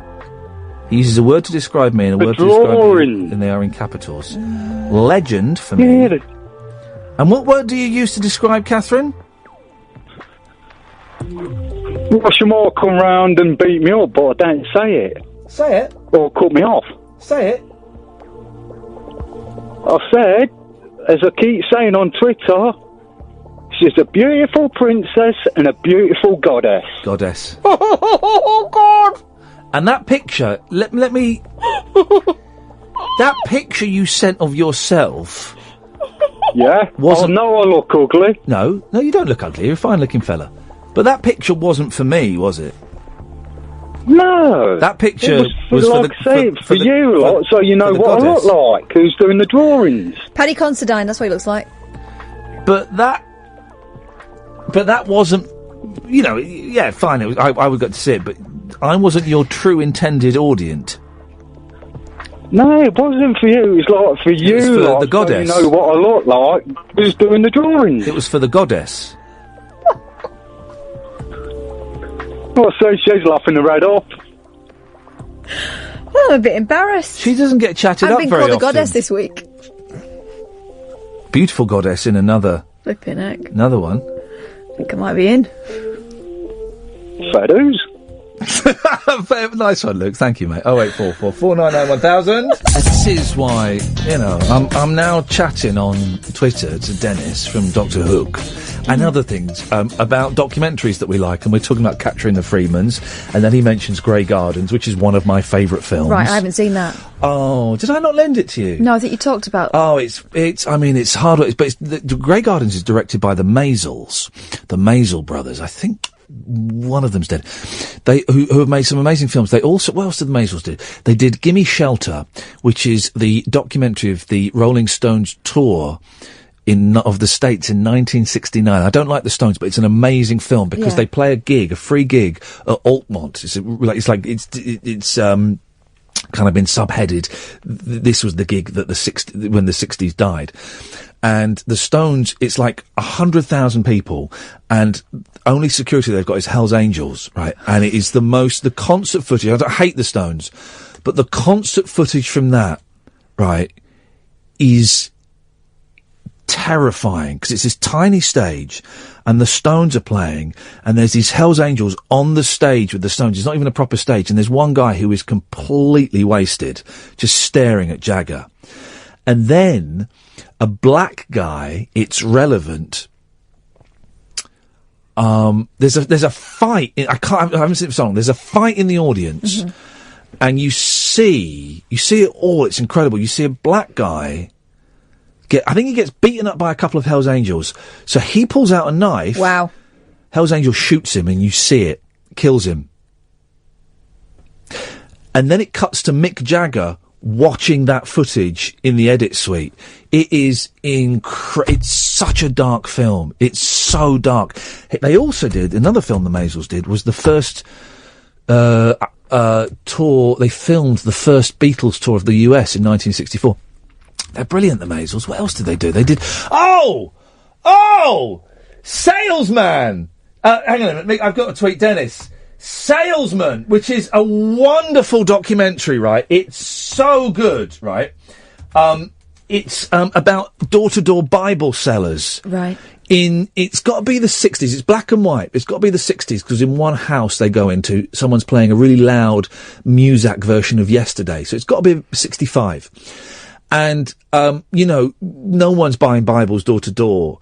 And, well, I think your husband would really like... I've got to wait till my husband comes back. Well, I think it will be a nice surprise if we've got a really good payment plan. It's been blessed by the Pope. It's such a good film. I Lend You Salesman. That's even better than Grey Gardens. It is just, it's a masterpiece. And you don't get documentaries like that very often. I'm looking forward to seeing the Louis Theroux Scientology film. But this was when documentaries were like a big, they were a big thing, and people would go to the cinema to see a documentary, and now they get shown at 11 o'clock we both have been through a big Nick Brumfield. Yeah, he needs to do a new one. He did a new one recently. I think it's on Netflix, actually, again. He did one recently about slum housing, I think. All right. I'll have to check it out. Line 1, you're on the wireless. Hip, hip, hip, ho, ho, ho, Father Christmas here. Oh, hello, Father Christmas. I wanted to give you my input for a film ring film. Yes. It's one that I used to watch a bit in my youth, long time ago. Yeah. And almost certainly you're going to get through a box of tissues. Steady. It's Emmanuel. Oh, dearie me. Hello? Yeah, dearie me. Come on, guys, we can do better than that. Come on. We could see that one coming a mile off. I was about to say that and then I stopped. Even that joke's better than that. 0844499 1000. And another great documentary, and Dennis, thank you for reminding me of this, and I've told you about this, and neither of us like Bob Dylan, but the Bob Dylan film by D.A. Pennebaker, Don't Look Back, which is his tour of Britain, I'm guessing in 64. And you said he's really obnoxious in it.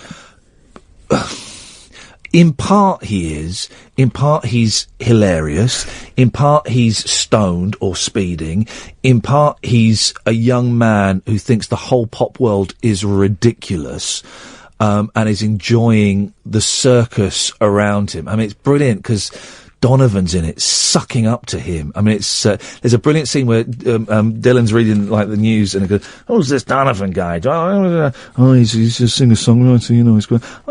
And then Donovan meets him, and Donovan's like, he basically got his tongue right up Dylan's backside. It's such a good film. It's got a really weird scene as well, where the mayor of a town introduces Dylan to her 3 sons. And I've watched this so many times, and I'm sure she says, we watched this at college, we would dissect this scene. These are my 3 sons. This is Stephen, Stephen, and Stephen. I'm sure she says that. It really is absolutely brilliant. And Dylan is acerbic and nasty and charming and all of these things in it. There's one scene where him and Alan Price, the keyboard player from the Animals, are bullying backstage at this concert, just bullying this guy from like a university magazine, and it's so uncomfortable and amazing that, because you never see pop stars now. Everything you see a pop star do is micromanaged, right? But the fact that they're doing this on camera, and the guy goes, Bob, I don't know why you're doing this to me. I've just come here. I just want to. It's absolutely wonderful. Yes, line 1. Hip, hip, hip. Hip, hip, hip. Ian, I've got a bone to pick with you. Okay, go on. About a decade ago, I was listening to the radio. Here we go, yes. And I thought you went to Morocco. And I've been telling people, I remember telling my friends at the time, listen to the programme, it's great. They went to Morocco. Oh. It's a lie. It's all a lie. It was an absolute lie, yes. And I phoned in about 10 years ago, and now this is... I feel, oh man, I've waited a long time to. This isn't what I thought I'd say next. I've let you down, haven't I? Yeah, a little bit. Yeah. Well, I'm sorry about that, and I really am. I wonder if this will come across on here. Hang on, this is the interview from that film. Bob Dylan being interviewed. I wasn't worried about it. No, I was lucky. Whack up a bit, please. I think I've got very few So this is friends. Bob Dylan, Alan Price, backstage, and there's a young student interviewing them. You didn't have any friends? I can't remember not having any friends. Really? Now, do you have a lot of friends now? No, because I reached a stage when I suddenly realised what a friend was, and then I probably had one or two. Before that, I didn't understand what a friend was anyway. Did you talk to your friends? I didn't know who they were then. Well, now you're friends. So I talk talk to your them. friends? Yeah. There are one or two people who I believe I can talk to. That's why you're your friend. They're your friends because you can talk to them? I think a friend is a friend because... Communicate with them? To a certain extent. They can understand me more than anybody else. Oh, yeah, see, we differ. We come from two different worlds. You come from England, I come from the United States. Yeah, it's true. It's true, but I mean, we're still human beings, so there's some sort of... Dylan's really just not having it. No, I'm just a guitar player. That's all. Man, you're trying to knock me. Believe me, I never tried to do that. I mean, when somebody comes in to interview you, normally, what's your attitude? Oh, you just read those interviews that were a couple of the first few days I was here. Yeah. Yeah, those weren't right. You know that, right? You know that was all lies, lies and rubbish. You know that. The first few lines that didn't read much more. Why I came here, I don't know. Regaled with all this. Are you going to the concert? Yeah, I'm going to watch. I mean, this is what I came to see mostly. Okay, just listen. I came to see you, but I thought I'd like to have a word with you first. I mean, what is your whole attitude to life? And when you meet somebody, what is your attitude towards them? I don't like them. You don't? No.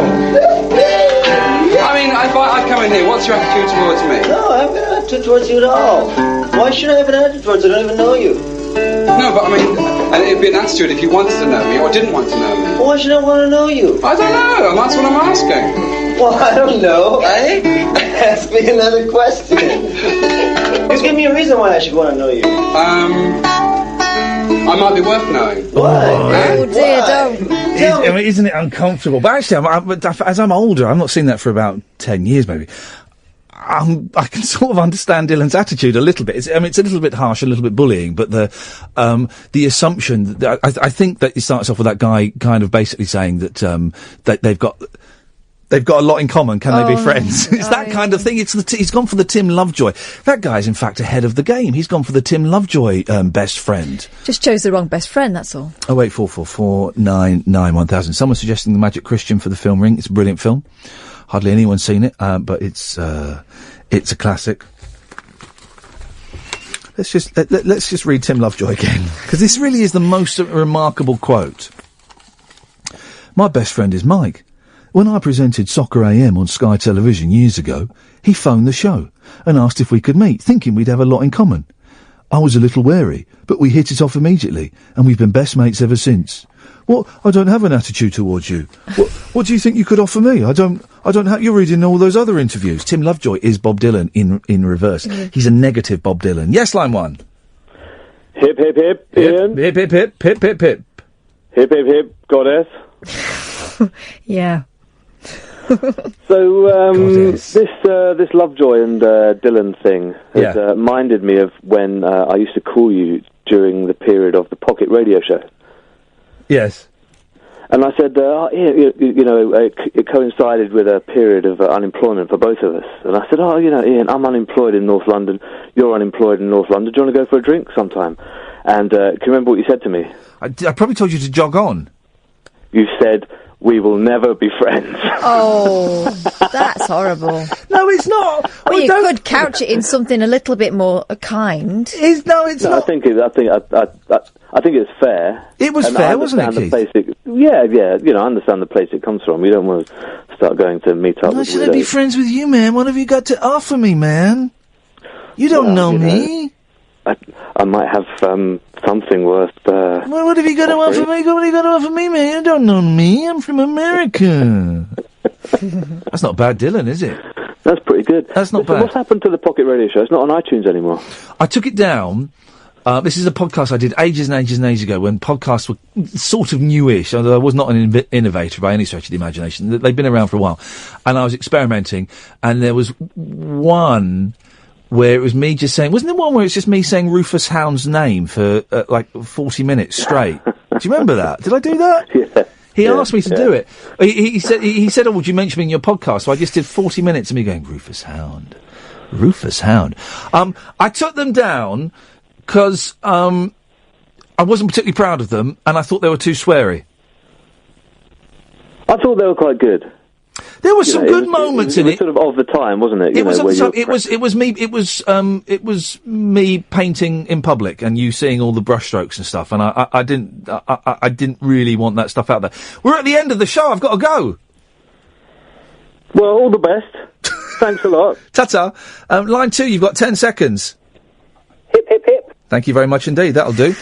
That's it, guys. Don't forget, we do a podcast every day. I've not been plugging the podcast enough, and we sunk down into the 30s in the charts. Which is an outrage. Back tomorrow at 10 for a Brexit special, guys. Talk Radio. Intelligent, organic entertainment. Talk Radio. We'll get you talking.